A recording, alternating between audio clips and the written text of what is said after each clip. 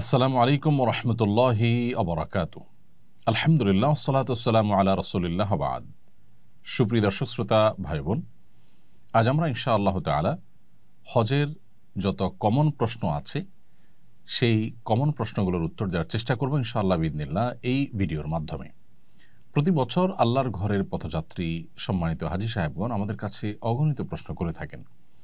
সেই সমস্ত প্রশ্নগুলোর মধ্য থেকে আজ শতাধিক কমন প্রশ্নের উত্তর নিয়ে আমরা হাজির হয়েছি। আমরা আশা করছি যে আল্লাহর ঘরের মেহমানগণ হজের আদ্যপান্ত শুরু থেকে শেষ পর্যন্ত যে সমস্ত কমন খুঁটিনাটি প্রশ্নের মুখোমুখি হয়ে থাকেন সেগুলোর উত্তর পেয়ে যাবেন এই ভিডিওর মাধ্যমে। চলুন তাহলে আর বিলম্ব না করে আমরা শুরু করি। যে সমস্ত প্রশ্নগুলোর উত্তর দেওয়ার জন্য আমরা আজ আপনাদের সামনে হাজির হয়েছি সেগুলো আমরা শুরু করি। প্রথমে যে প্রশ্নটি আমি দেখতে পাচ্ছি তা হলো, কত টাকার মালিক হলে হজ ফরজ হয়? খুবই কমন একটি প্রশ্ন এবং খুব প্রয়োজনীয় একটি প্রশ্ন। যদি কেউ তার জীবনে প্রাপ্তবয়স্ক হওয়ার পর কোনো বছর হজের মৌসুমে তার অবস্থান থেকে বাইতুল্লাহ গিয়ে হজ সম্পাদন করে আবার ফিরে আসার মতো সামর্থ্য যদি তার থাকে এবং এই সময়টুকুন তার পরিবারের ভরণ পোষণ দিয়ে যাওয়ার মতো আর্থিক সঙ্গতি যদি তার থাকে, অর্থাৎ হজ করতে যাওয়া, হজের সময় সেখানকার খরচ খরচা করা এবং হজ করে আবার ফিরে আসার জন্য যে পরিমাণ অর্থকরীর প্রয়োজন সেটা যদি তার থাকে এবং এই সময়ের মধ্যে তার পরিবারের ভরণ পোষণের ব্যবস্থা করার মতো আর্থিক সঙ্গতি যদি তার থাকে, তাহলে তার উপর হজ ফরজ হয়ে যায়। আর যদি কারোর এটা না থাকে তাহলে সেক্ষেত্রে তার উপর হজ ফরজ হবে না। এখন এটা নির্ভর করবে আপনি কোথায় অবস্থান করছেন। আপনি মক্কা অবস্থান করছেন, তাহলে মক্কা থেকে এই হজ সম্পাদন করে আসা আপনার গন্তব্যে, আপনার ঠিকানায়, আপনার নিজ আঙ্গিনায়, এটার জন্য খুবই অল্প স্বল্প পয়সা হলে হয়ে যায়। আবার কেউ যদি বাংলাদেশ থেকে হজ করেন বা বাংলাদেশে যদি কেউ অবস্থান করেন, তাহলে তার হজ ফরজ হওয়ার জন্য এক রকমের অর্থকরীর প্রয়োজন হবে। আবার কেউ যদি ইউরোপে থাকেন তাহলে সেখান থেকে হজ আরও বেশি এক্সপেন্সিভ। অতএব সেখান থেকে হজ করার জন্য যে পরিমাণ টাকার দরকার, সেখান থেকে এসে মক্কায় হজ করে আবার তার জায়গায় ফিরে যাওয়া এবং এই সময়ের ভিতরে পরিবার ভরণ পোষণের ব্যবস্থা করা, এটা তার অবস্থানের উপরে নির্ভর করে বাড়বে। অতএব হজ ঠিক কত টাকা হলে ফরজ হয়, এটা জাকাতের মতো নির্ধারিত কোনো অ্যামাউন্ট নেই যে এই টাকা হলে হজ ফরজ হয়। এটা নির্ভর করে ব্যক্তির অবস্থান থেকে বাইতুল্লাহ গিয়ে হজ করে আসার মতো সামর্থ্য তার আছে কিনা। যদি থাকে তাহলে তারপরে হজ ফরজ হয়ে যাবে। জীবনের কোনো বছর যদি এমন হয় যে হজ করার মতো সামর্থ্য আমার ছিল, ধরুন আজ থেকে 7-8 বছর আগে বাংলাদেশ থেকে 2 থেকে 2.5 লাখ কিংবা 3 লাখ টাকার মধ্যে হজ করে আসা যেত, তখন আপনার কাছে টাকাটা ছিল, আপনি হজ করেননি। এখন হজ এক্সপেন্সিভ হয়ে গেছে, 7 লাখ 8 লাখ টাকার প্রয়োজন হয় বাংলাদেশ থেকে হজ করার জন্য। এখন এই টাকা আপনার নেই। অতএব যদি আপনি মনে করেন যে আমার তো 7-8 লাখ টাকার সামর্থ্য নেই, অতএব আমি হজ তো আমার উপর ফরজ নয়, আমি হজ তো করবো না, না করলে চলবে, এরকমটি বলার কোনো সুযোগ থাকবে না। কারণ আপনার উপর হজ ফরজ হয়েছিল, তখন আপনি করেননি। সো এখন 8 লাখ, 10 লাখ, 15 লাখ যে টাকাই লাগুক সেটা অ্যারেঞ্জ করে আপনার ফরজ আদায় করতে হবে, কারণ আপনি সেটাকে বিলম্ব করেছেন। আল্লাহ সুবহানাহু ওয়া তাআলা কোরআনে কারিমে বলেছেন, ওয়ালিল্লাহি আলান নাসি হিজ্জুল বাইতি মান ইসতাতা ইলাইহি সাবিলা। মানুষের কাছে আল্লাহর পাওনা হয়ে যায়, যদি তার সামর্থ্য থাকে বাইতুল্লাহ গিয়ে হজ করার, সে যেন হজ করে। এই হজ করাটা এটা মানুষের কাছে আল্লাহর পাওনা হয়ে যায়। অন্যান্য ফরজ বিধানের ক্ষেত্রে আল্লাহ তাআলা পুরস্কার বলেছেন, কুতিবা আলাইকুমুস সিয়াম, তোমাদের উপর সিয়াম ফরজ করা হয়েছে, আকিমুস সালাহ ওয়া আতুজ যাকাত, তোমরা সালাত কায়েম করো, যাকাত আদায় করো। কিন্তু হজের ক্ষেত্রে আল্লাহ রাব্বুল আলামিন একটু ভিন্ন ভঙ্গিতে আমাদেরকে হজের ফরজ হওয়ার বিধানটি জানিয়েছেন। অর্থাৎ আল্লাহ বলেছেন যে কারোর সামর্থ্য যদি থাকে বাইতুল্লাহ গিয়ে নিজ গন্তব্যে আবার ফিরে আসার হজের মৌসুমে, তাহলে তার জন্য হজ করাটা এটা আল্লাহর অধিকারে পরিণত হয়, এটা আল্লাহর পাওনায় প্রাপ্যে পরিণত হয়। তার মানে এটা একটা প্রেমময় ইবাদত। একজন বান্দা তার সামর্থ্য থাকবে তিনি হজ করবেন না, এটা হতে পারে না। অতএব যাদের এই আর্থিক সঙ্গতি আছে তাদের উপরে হজ ফরজ হয়ে যাবে। এরপরে প্রশ্ন হলো, হজ কত প্রকার এবং কোন প্রকার হজ সবচেয়ে উত্তম? হজ 3 প্রকার: হজ্জে ইফরাদ, হজ্জে তামাত্তু, হজ্জে কিরান। হজ্জে ইফরাদ হলো হজের সময়ে এহরাম বেঁধে কেউ হজের উদ্দেশ্যে মক্কায় প্রবেশ করলেন এবং সরাসরি তিনি হজ করলেন, তিনি ওমরা সম্পাদন করলেন না। যে এহরামে তিনি প্রবেশ করলেন মিকাতে, সেখান থেকে তিনি হজের নিয়ত করেই প্রবেশ করেছেন এবং প্রবেশ করার পর তিনি সরাসরি মিনায় গিয়ে হজ সম্পাদন করেছেন। মাঝে তিনি তওয়াফ করতে পারেন, সেটা ভিন্ন বিষয়, নফল তওয়াফ হিসেবে সেটা গণ্য হবে, কিন্তু তিনি হজের যে কার্যক্রম আছে মূল হজের, সেটাই শুধু করলেন। হজের আগে তিনি কোনো উমরা করার নিয়ত করলেন না মিকাত থেকে। এটা হলো হজ্জে ইফরাদ বা শুধু হজ। আর হজে তামাত্তু হলো মিকাত থেকে কেউ নিয়ত করলেন যে তিনি হজ এবং উমরা দুইটাই করবেন, তবে উমরা করার পর তিনি হালাল হয়ে যাবেন, স্বাভাবিক হয়ে যাবেন। এরপর আবার হজের যে মূল দিনগুলো আসবে, অর্থাৎ 8 জিলহজ, তখন তিনি আবার এহরাম পরে নতুন করে হজের জন্য কার্যক্রম শুরু করবেন। তো উমরা করে তিনি রিল্যাক্স হয়ে যাবেন, এরপর আবার এহরাম পরে তিনি হজ সম্পাদন করবেন। এরকম নিয়ত করলে সেটাকে বলা হয় যে তামাত্তু। আর যদি কেউ মিকাত থেকে কেউ উমরা এবং হজ দুইটাই করবেন একসাথে, অর্থাৎ একই এহরামে থেকে তিনি উমরা সম্পাদন করার পর ওই পোশাকে ওই এহরামের নিয়তে থেকেই হজ সম্পাদন করবেন, এটাকে বলা হয় হজে কেরান। এর মধ্যে কোন হজ উত্তম, এটা নিয়ে ফোকাহে কেরামের মধ্যে মতভিন্নতা আছে। ইমাম মালিক রাহিমাহুল্লাহর মতে হজে ইফরাদ উত্তম, ইমাম আহমদ ইবনে হাম্বল রাহিমাহুল্লাহ এবং শাফি রাহিমাহুল্লাহর মতে হজে কেরান, হজে তামাত্তু উত্তম। আর হানাফি মাযহাবের উলামায়ে কেরামের মতে হজে কেরান উত্তম। নবী করিম সাল্লাল্লাহু আলাইহি ওয়াসাল্লাম হজে কেরান করেছেন। তিনি যেহেতু হজে কেরান সম্পাদন করেছেন এবং হজে কেরান করতে একটু কষ্টও হয়, কারণ উমরা সম্পাদন করার পর ওই এহরামেই আবার হজের জন্য অপেক্ষা করতে হয়, এহরামের নিষিদ্ধ বিষয়গুলোকে মেনটেন করে চলতে হয় এই সময়টার মধ্যেই, এটা একটু কষ্টের। তো ওলামায়ে আহনাফ বলেন যে এটা উত্তম, তাছাড়া নবী সাল্লাল্লাহু আলাইহি ওয়াসাল্লাম এটি করেছেন। কিন্তু অন্যান্য ওলামায়ে কেরাম যারা হজে তামাত্তু উত্তম বলেন, তাদের যুক্তি হলো নবী করিম সাল্লাল্লাহু আলাইহি ওয়াসাল্লাম হজে কেরান করলেও তিনি সাহাবীদেরকে বলেছেন যে আমি আমার সাথে হাদি, অর্থাৎ হজ করার পর যে দমে শুকর বা কোরবানি করতে হয়, সেটি নিয়ে এসেছি, যার কারণে আমাকে কেরান করতে হচ্ছে, না হলে আমি তামাত্তু করতাম। এরকম তার আকাঙ্ক্ষা তিনি ব্যক্ত করেছেন মর্মে বিভিন্ন বর্ণায় পাওয়া যায়। সেজন্য তামাত্তুকে উত্তম বলেছেন অনেক উলামায়ে কেরাম। এখনকার বাস্তবতা হলো যে সারা বিশ্বের বেশিরভাগ হাজিরাই তামাত্তু হজ করেন, কারণ সেটা তুলনামূলকভাবে একটু ইজি। কেরান হজ খুবই স্বল্প সংখ্যক হাজিরা করেন। আমাদের দেশ থেকেও হানাফি মাযহাবের অনুসারেই উলামায়ে কেরাম এবং সাধারণ হজ যাত্রীদের মধ্যেও কেরান হজ করার মানুষের সংখ্যা খুবই কম। কারণ হজের ফ্লাইট যদি হয়ে থাকে মূল হজের 20 দিন 15 দিন আগে, তাহলে পুরো সময়টা এহরাম মেনটেন করে থাকাটা একটু কষ্টসাধ্য। সেজন্য আসলে সবাই প্রায় তামাত্তু হজই করে থাকেন। আর একেবারে শেষের দিকে যাদের ফ্লাইট, তারা অবশ্য হজে কেরান করতে পারেন। তাহলে হজে কেরান উত্তম হলো হানাফি মাযহাব অনুযায়ী। আর ইমাম আহমদ ইবনে হাম্বল রাহিমাহুল্লাহ সহ সৌদি আরবের উলামায়ে কেরাম, ইমাম মালিক ইমাম শাফি রাহিমাহুল্লাহর একটি মত, তাদের মত অনুযায়ী হজে তামাত্তু উত্তম, এবং এখন পৃথিবীতে বেশিরভাগ হাজিরাই হজে তামাত্তু করে থাকেন। হজ ফরজ হওয়ার পর কয়েক বছর পর হজ করলে কি গুনাহ হবে? এর উত্তর হলো, যে বছর হজ ফরজ হয়েছে, যখনই টাকা পয়সার মানুষ মালিক হলেন, আবার যাব হজ ফরজ হওয়ার পর কয়েক বছর পর হজ করলে কি গুনাহ হবে? এর উত্তর হলো, যে বছর হজ করার জন্য আর্থিক সঙ্গতি আল্লাহ তাআলা দিয়েছেন, সেই বছরই হজের চেষ্টা করতে হবে। এটিকে ওয়াজিব আলাল ফওর বলা হয়, অর্থাৎ সামর্থ্য হওয়ার সাথে সাথেই নিকটতম বছরেই হজ সম্পাদন করতে হবে, এটি আবশ্যক। যদি সেটা না করেন এবং বিলম্ব করেন, বিশেষ করে ঠুনকো ওজরের ভিত্তিতে যে আমি ব্যস্ত, এই মুহূর্তে সময় করতে পারছি না, 2 বছর পরে করব, 4 বছর পরে করব, জীবনে একবার করলেই তো হলো, এরকম ঠুনকো অজুহাতের কারণে যদি হজকে বিলম্ব করেন কেউ, তাহলে সেটি পরিষ্কার গুনাহ হবে। নবী করিম সাল্লাল্লাহু আলাইহি ওয়াসাল্লাম বলেছেন, তাহাজ্জালু ইলাল হজ, তোমরা হজ বিলম্ব না করে দ্রুততার সাথে সম্পাদন করো। কেন?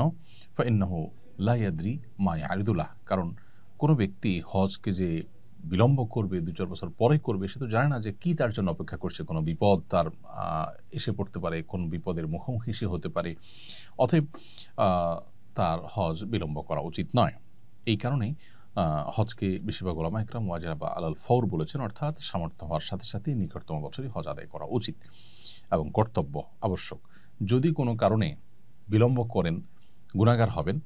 এরপর তিনি যদি হজ করে ফেলেন পরবর্তীতে কোনো বছরে, তাহলে উলামায়ে আহনাফের মতে তার গুনাহ যেটি হয়েছিল সেটি উঠে যাবে। অন্যান্য উলামায়ে কেরাম অবশ্য সেটি বলেন না। অর্থাৎ খোলাসা কথা হলো যে, একান্ত নিরুপায় না হলে হজ বিলম্ব করা উচিত না। নিরুপায় কীরকম? কেউ হজ করার জন্য অর্থ করে জোগাড় করেছেন, আর্থিক সঙ্গতি হয়েছে, কিন্তু তার দেশ থেকে নিষেধাজ্ঞা আছে, তার নামে কোনো মামলা হয়েছে বা কোনো পলিটিক্যাল পরিস্থিতির মুখোমুখি হয়েছেন, তিনি যেতে পারছেন না। এরকম ওজোরের কারণে যদি বিলম্ব করেন তাহলে গুনাহ হবে না। অথবা হজ করার মতো আর্থিক সংগতি হলো, এদিকে কোভিড-19 মতো পরিস্থিতি শুরু হয়েছে যে লকডাউন এবং বিমান চলাচল হচ্ছে না, যার কারণে তিনি যেতে পারছেন না। এরকম পরিস্থিতিতে তিনি বিলম্ব করতে পারেন। এছাড়া মেয়ে বিয়ের উপযুক্ত, তাকে এখনো বিয়ে দেওয়া হয়নি, বা আমার অন্যান্য কাজ আছে, বা আমি এখন ব্যস্ত, এই সমস্ত কারণে যদি বিলম্ব করা হয় সেটা পরিষ্কার গুনাহের কারণ হবে। এরপরে প্রশ্ন হলো, আর্থিকভাবে সচ্ছল কিন্তু শারীরিকভাবে অক্ষম এরকম ব্যক্তির হজের বিধান কি? আল্লাহ যাদেরকে আর্থিক সচ্ছলতা দিয়েছেন তিনি হজ করে আসা মতো টাকার মালিক, কিন্তু শারীরিক সঙ্গতি নেই, এরকম ব্যক্তি সুস্থ হওয়ার যদি সম্ভাবনা থাকে তাহলে যখন সুস্থ হবেন তখন তার উপর হজ করা ফরজ হবে, তখন তিনি হজ করে ফেলবেন। আর যদি তার সুস্থ হওয়ার সম্ভাবনা না থাকে তাহলে সেক্ষেত্রে তিনি অন্য কাউকে তার এই টাকা দিয়ে বদলি হজে পাঠাবেন, এমন কোনো ব্যক্তিকে পাঠাবেন যিনি নিজের হজ করেছেন, তাহলে সেই ব্যক্তি এই শারীরিকভাবে অক্ষম ব্যক্তির তরফ থেকে বদলি হজ করবেন। এবং একই সাথে তিনি শারীরিকভাবে সক্ষমতা এবং সামর্থ্য এটি অর্জন নাও করতে পারেন, কখনোই আশঙ্কা থাকলে তিনি ওসিয়ত করবেন যে আল্লাহ না করুন আমি যদি সুস্থ হয়ে উঠতে না পারি বা সুস্থ হয়ে হজ করার সুযোগ না পাই, তাহলে আমার যে অর্থ রেখে যাচ্ছে এটা দিয়ে যেন আমার তরফ থেকে বদলি হজের ব্যবস্থা করা হয়। ইনশাআল্লাহ এতে তিনি দায়মুক্ত হবেন এবং তার ফরজ আদায় হয়ে যাবে। এরপরে প্রশ্ন হলো, হারাম টাকা দিয়ে হজ করলে হজ আদায় হবে কিনা? কেউ যদি অবৈধ টাকা বা হারাম উপায়ে উপার্জিত টাকা দিয়ে হজ করেন তাহলে কাগজে কলমে তার হজ হয়ে যাবে, কিন্তু এর কারণে তিনি যেমন গুনাহগার হবেন, তেমনিভাবে তার এই হজ আল্লাহ সুবহানাহু ওয়া তাআলার কাছে অ্যাকসেপ্টেবল হবে না, গ্রহণযোগ্য হবে না। হজের যে সওয়াব, হজের যে মূল উপকারিতা সেটা থেকে তিনি বঞ্চিত হবেন। তবে তিনি আইনি যে দায় সেটা থেকে মুক্ত হবেন, অর্থাৎ ফরজ আদায় হয়েছে এটি বলা যাবে। অতএব হজ করার ক্ষেত্রে আমাদের পবিত্র এবং হালাল টাকা এটা দিয়ে হজ করা উচিত। অন্যান্য ইবাদত বন্দেগী করার ক্ষেত্রেও এই হালালটাই আমাদের ব্যবহার করা উচিত, কারণ নবী করিম সাল্লাল্লাহু আলাইহি ওয়াসাল্লাম বলেছেন, ইন্নাল্লাহা তাইয়্যিব লা ইয়াকবালু ইল্লা তাইয়্যিবা। আল্লাহ তাআলা পবিত্র, তিনি পবিত্র ছাড়া হারাম কোনো অর্থ, হারাম কোনো দান, হারাম কোনো প্রচেষ্টা এটা আল্লাহ তাআলা গ্রহণ করেন না। অতএব হজ করার ক্ষেত্রেও হালাল টাকায় হজ করা উচিত। এরপরে প্রশ্ন হলো, ঋণগ্রস্ত ব্যক্তি হজ করলে তার হজ হবে কিনা? যদি ঋণগ্রস্ত ব্যক্তি হজ করেন তাহলে তার হজ করতে গিয়ে যদি ঋণ আদায়ে কোনো প্রকার অসুবিধা তৈরি না হয়, তার ঋণটা যদি সিস্টেমিক্যাল ঋণ হয়, যেমন কিস্তিতে তিনি পরিশোধ করছেন এবং নিয়মতান্ত্রিকভাবে কিস্তি দিতে দিতে একটা সময় পরিশোধ হবে, সেরকম ব্যবস্থা আছে এবং পাওনাদারের সাথে সেরকম বোঝাপড়া আছে, তাহলে সেক্ষেত্রে তিনি ঋণগ্রস্ত অবস্থায় হজ করতে পারেন। আর যদি ব্যাপারটা এরকম হয় তারপর হজ ফরজ হয়নি, বরং তিনি ঋণগ্রস্ত, এখন ঋণের টাকা না দিয়ে, পাওনাদারদের দাবি আছে সেটা না দিয়ে তাদের সাথে ঘড়িমসি করে তাদেরকে আপনার ঋণ পরিশোধে বিলম্ব করে তাদের হক নষ্ট করে তিনি যদি হজ করতে যান সেটি তার জন্য উচিত হবে না, জায়েজ হবে না। তবে যদি তিনি হজ করে ফেলেন তার হজ হয়ে যাবে, সেটা ভিন্ন বিষয়। বাট ঋণের টাকা না দিয়ে পাওনাদারদেরকে ঝুলিয়ে রেখে তার এই হজের যে আসল প্রাণ, হজের যে আসল উপকারিতা সেটা থেকে তাকে বঞ্চিত করবে। অতএব ঋণগ্রস্ত ব্যক্তি পাওনাদারের ঋণ পরিশোধকে অগ্রাধিকার দিতে হবে। হ্যাঁ, যদি তার উপরে কখনো জীবনে হজ ফরজ হয়ে থাকে তাহলে তো তার হজ করতেই হবে, যেহেতু ফরজ হয়েছে, তিনি বিলম্ব করেছেন কোনো কারণে, এখন ঋণগ্রস্ত হয়ে গেছেন, তাহলে হজ করার জন্য তিনি তার জমি জমা বিক্রি করে, স্থাবর সম্পত্তি বিক্রি করে হলেও হজ করতে হবে। এরপরে প্রশ্ন হলো, কারোর যদি অনেক জমি জমা থাকে কিন্তু ক্যাশ ক্যাপিটাল না থাকে তাহলে জমি জমা বিক্রি করে তার কি হজ করা ফরজ? খুবই গুরুত্বপূর্ণ একটি প্রশ্ন। আমাদের সমাজে বিশেষ করে গ্রামে এরকম অনেক লোক আছেন যাদের প্রচুর পরিমাণ ক্ষেত খামার, প্রচুর পরিমাণ ক্ষেতের জমি বা বিভিন্ন রকমের ল্যান্ড আছে, বিভিন্ন রকমের স্থায়ী অ্যাসেট আছে, কিন্তু তার কাছে ক্যাশ টাকা নেই, তাহলে তার হজ ফরজ হবে কিনা? এর উত্তর হলো, যে সমস্ত জমি জমা বা যে সমস্ত ল্যান্ড বা স্থায়ী সম্পদের উপর তিনি নির্ভরশীল, যেমন জমির ফসল ওঠে সেটা দিয়ে তার বছর চলে, অথবা তার ফ্ল্যাট আছে সেটা দিয়ে তিনি ভাড়া পান, সেটা দিয়ে তার সংসার চলতে হয়, এরকম যদি হয় তাহলে সেক্ষেত্রে তার জন্য এগুলো বিক্রি করে হজ করা ফরজ হবে না। কিন্তু যদি এই পরিমাণ জমি থাকে যে তার বছর চলার পরও অতিরিক্ত আরও আছে, বা যেটার উপরে তার সংসার চলাটা নির্ভরশীল না, এরকম অতিরিক্ত জমি জমা বা অতিরিক্ত অ্যাসেট যদি থাকে তাহলে সেগুলো বিক্রি করে হজ করার মতো অর্থ যদি পাওয়া যায় তাহলে অবশ্যই তার উপর হজ ফরজ হয়ে যাবে। তাহলে খোলাসা এবং সারাংশ হলো যে জমি জমার উপার্জনের উপরে যা আছে সেটার পুরাটুকুর উপার্জনের উপরে যদি তার সংসার চলাটা বা তার নির্ভরশীলতাটা ওইটার উপরে হয়, তাহলে সেক্ষেত্রে এটা বিক্রি করে হজ করাটা তার জন্য ফরজ নয়। কিন্তু যদি এর বাইরে অতিরিক্ত থাকে, যেগুলো আসলে তার যেগুলোর উপার্জন বা যেগুলোর আয় বা যেগুলোর ফসল এটার উপরে তার সংসার নির্ভর করে না বা তিনি নির্ভরশীল নন, অর্থাৎ অতিরিক্ত আছে, তাহলে সেগুলো বিক্রি করে হজ করার মতো টাকা যদি পাওয়া যায়, তাহলে অবশ্যই তাকে সেগুলো বিক্রি করে হজ করতে হবে। ছোটবেলায় হজ করলে কি বড় হওয়ার পর পুনরায় হজ করতে হবে? যদি কেউ প্রাপ্তবয়স্ক হওয়ার আগে শৈশবে বা আপনার নাবালেগ অবস্থায় বাবা মার সাথে বা অন্য কারোর সাথে হজ করেন, তাহলে এই হজটা তার জীবনের ফরজ হজ হিসেবে যথেষ্ট হবে না, বরং এই হজটা নফল হজ হবে। কারণ কেউ অপ্রাপ্তবয়স্ক অবস্থায় শরীয়তের কোনো ফরজ বিধান তার উপরে বর্তায় না, বিধায় হজের ফরজ বিধানটি তার উপরে বর্তায়নি যখন তিনি অপ্রাপ্তবয়স্ক হজ অবস্থায় হজ করেছেন। এর ফলশ্রুতিতে যে আধ্যাত্মিক সুফল, হজের যে বরকত, হজের কারণে যে স্পিরিচুয়াল উপকারিতা, এটা শিশু হিসাবে আল্লাহ তাআলা তাকে দিবেন বা তিনি সেটা পাবেন ইনশাআল্লাহ, সেটা ভিন্ন বিষয়।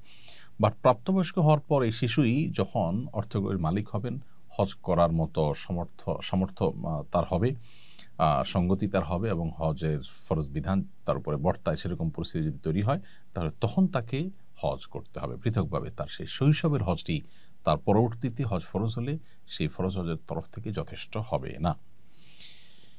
এরপরে প্রশ্ন হলো, হজে যাওয়ার আগে আত্মীয় স্বজন ও পাড়া পড়োশীদের খাওয়ানো কতটা যুক্তিযুক্ত? কোরআন হাদিস কি বলে সম্পর্কে?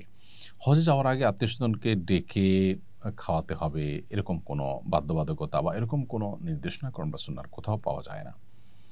এটা যদি কেউ আত্মীয় স্বজনের দোয়া নেওয়ার জন্য হজের সফর থেকে তিনি ফিরে আসেন না আসেন, তাদের কাছ থেকে মাপটাপ চাওয়ার জন্য করেন, তাহলে এটা মুবাহ বা জাস্ট জায়েজ কাজ হতে পারে। কিন্তু এর মাধ্যমে তিনি যে হজে যাচ্ছেন সেটা মানুষকে জানালেন, এটা তার লৌকিকতা বা প্রদর্শন ইচ্ছা থেকে যদি হয়, তাহলে সেক্ষেত্রে সেটি গুনাহের কারণ হবে। অতএব হজে যাওয়ার আগে আত্মীয় স্বজনকে ডেকে খাওয়ানোর কোনো আলাদা নির্দেশনা কোরআন সুন্নাহর কোথাও নেই। তবে এটা যদি কেউ করেন, সেটি নির্ভর করবে নিয়তের উপরে। যদি সাধারণ শুদ্ধ স্বাভাবিক কোনো নিয়ত থাকে যে সবাই কাছ থেকে দোয়া নিয়ে আমরা গেলাম, তাহলে সেক্ষেত্রে এটা জায়েজ হতে পারে, অন্যথায় এটি কিন্তু গুনাহের কারণ হবে। অনেক আত্মীয় স্বজন হজের কথা শুনলে বলেন, আমার নাম নিয়ে কাবা শরীফে একটু দোয়া করবে অথবা মদিনায় আমার সালাম পৌঁছে দিবে। এটা কতটুকু সঠিক? যদি তার নাম ভুলে যাই বা স্মরণ না থাকে, তাহলে কি গুনাহ হবে? কেউ যদি আপনার কাছে মক্কায় গিয়ে কাবা শরীফ গিয়ে তার জন্য দোয়ার আর্গুমেন্ট করে, তাহলে সেটা রক্ষা করা উচিত, তার জন্য আল্লাহর কাছে দোয়া করা উচিত তিনি যদি কোনো দোয়া চেয়ে থাকেন। আর কেউ যদি বলেন যে আমার সালাম নবী সাল্লাল্লাহু আলাইহি ওয়াসাল্লামের রওজায় পৌঁছে দিও, তো সেক্ষেত্রে ওলামা ইকরামের মধ্যে দুটি মত আছে। অনেক ওলামা ইকরাম বলেন যে এটির কোনো প্রয়োজন নেই, কারণ প্রত্যেক ব্যক্তির দুরূদ পৌঁছানোর জন্য আল্লাহর পক্ষ থেকে ফেরেশতা নিযুক্ত আছে, যেমনটি বিশুদ্ধ হাদিসে বর্ণিত হয়েছে। অতএব যেখানে আমরা পৃথিবীর যে কোনো প্রান্তে দুরূদ পড়লে, সালাম পেশ করলে, সাথে সাথে আল্লাহ তাআলার স্বয়ংক্রিয় সিস্টেমে সেটা নোট হয়ে যায় ফেরেশতার কাছে এবং ফেরেশতা সেটা নবী সাল্লাল্লাহু আলাইহি ওয়াসাল্লামের কাছে পেশ করেন, একেবারে নাম উল্লেখ করে যে হে আল্লাহর রাসূল, আপনার প্রতি অমুক জায়গা থেকে অমুকের ছিল অমুক সালাম পেশ করেছেন, দুরূদ পেশ করেছেন। তাহলে সেখানে মানুষকে দিয়ে আবার সালাম পাঠানোর কোনো প্রয়োজন নেই। এর বিপরীতে অন্যান্য উলামা একরাম অনেকে বলেন যে এটি করা যেতে পারে, এটি করলে কোনো অসুবিধা নেই। এবং তাবেঈদের কথা, যে কোনো তাবেঈদের মধ্যে এটা পাওয়া যায় যে তারা যেমন খলিফা ওমর ইবনে আব্দুল আজিজ, তাবেঈদের মধ্যেও কেউ পাওয়া যায় যে তারা এভাবে সালাম পাঠিয়েছেন অন্য কারোর মাধ্যমে। ওমর ইবনে আব্দুল আজিজ রাহিমাহুল্লাহ তিনি সালাম পাঠানোর কথা বর্ণিত হয়েছে এক বর্ণনায়। তো এগুলোর উপর ভিত্তি করে অন্য উলামা কেরাম এটাকে জায়েজ বলেন। কিন্তু সাহাবায়ে কেরাম বা হাদিসে মূলত একজন আরেকজনের জন্য দোয়া করা, দোয়া চাওয়া, এগুলো বর্ণিত হলেও সালাম পেশ করা নবী সাল্লাল্লাহু আলাইহি ওয়াসাল্লামের কাছে কারোর মাধ্যমে, এটি কোনো হাদিস দ্বারা ওইভাবে আসলে সাব্যস্ত হয় না। খোলাসা কথা হলো যে কেউ যদি আমাদের জন্য দোয়া করে, তাহলে তাদের জন্য দোয়া করা উচিত। যদি অনেক মানুষ দোয়া চায়, তাদের সবার নাম মনে না থাকে, তাহলে আমি কমন দোয়া করতে পারি, আল্লাহ যতজন দোয়া চেয়েছেন আপনি জানেন, আপনি তাদের সবার নেক উদ্দেশ্য পূরণ করুন, বা যারা দোয়া চেয়েছেন, যারা যেটা চেয়েছেন তাদের সে বইদের চাওয়াগুলো পূরণ করুন। এভাবে আপনি কমন দোয়া করে দায়মুক্ত হতে পারেন। আর নবী সাল্লাল্লাহু আলাইহি ওয়াসাল্লামের কবরের সামনে সালাম পেশ যখন আমরা করি, তখন আজকাল বিশেষ করে এত ভিড় হয়, নিজের সালামটা পেশ করাটাই দায় হয়ে যায়। এত অল্প সময় সেখানে রানিং অবস্থায় সালাম দিতে হয়। সেখানে আসলে অনেক লোক বললে তাদের নাম নিয়ে হে আল্লাহর রাসূল অমুক অমুক আপনার প্রতি সালাম পেশ করেছেন বা অমুক অমুকের তরফ থেকে আসসালাতু ওয়াসসালামু আলাইকা রাসূলুল্লাহ, এরকম বলা আসলে সেই সুযোগ স্কোপ আজকাল থাকেও না। এটা হলো বাস্তবতা।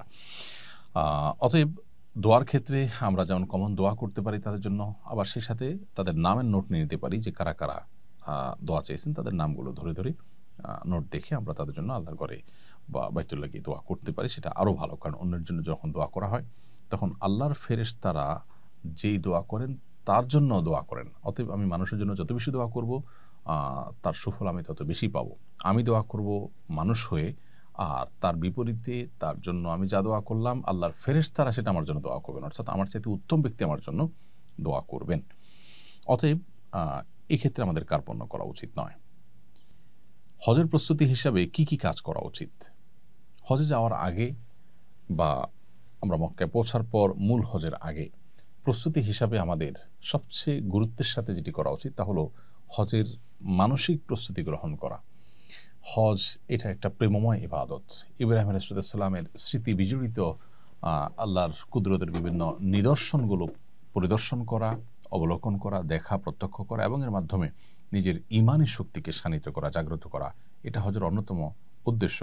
এজন্য হজের যে আধ্যাত্মিক শিক্ষা সেটাকে জানার চেষ্টা করা, সেটাকে বোঝা এবং অনুভব করার চেষ্টা করা। এজন্য প্রমিনেন্ট ওলামা একরাম তাদের বক্তব্য যেমন শোনা যেতে পারে এবং এ সম্পর্কিত বহু বই পুস্তক আছে। আমাদের ইসলামের পূর্বসূরীদের হজ এবং ওমরার ইমান জাগানিয়া বিভিন্ন দাস্তান আছে, সেগুলো আমরা পড়তে পারি। এর মাধ্যমে মানসিকভাবে আমি হজের জন্য প্রস্তুতি নিতে পারবো ইনশাআল্লাহ।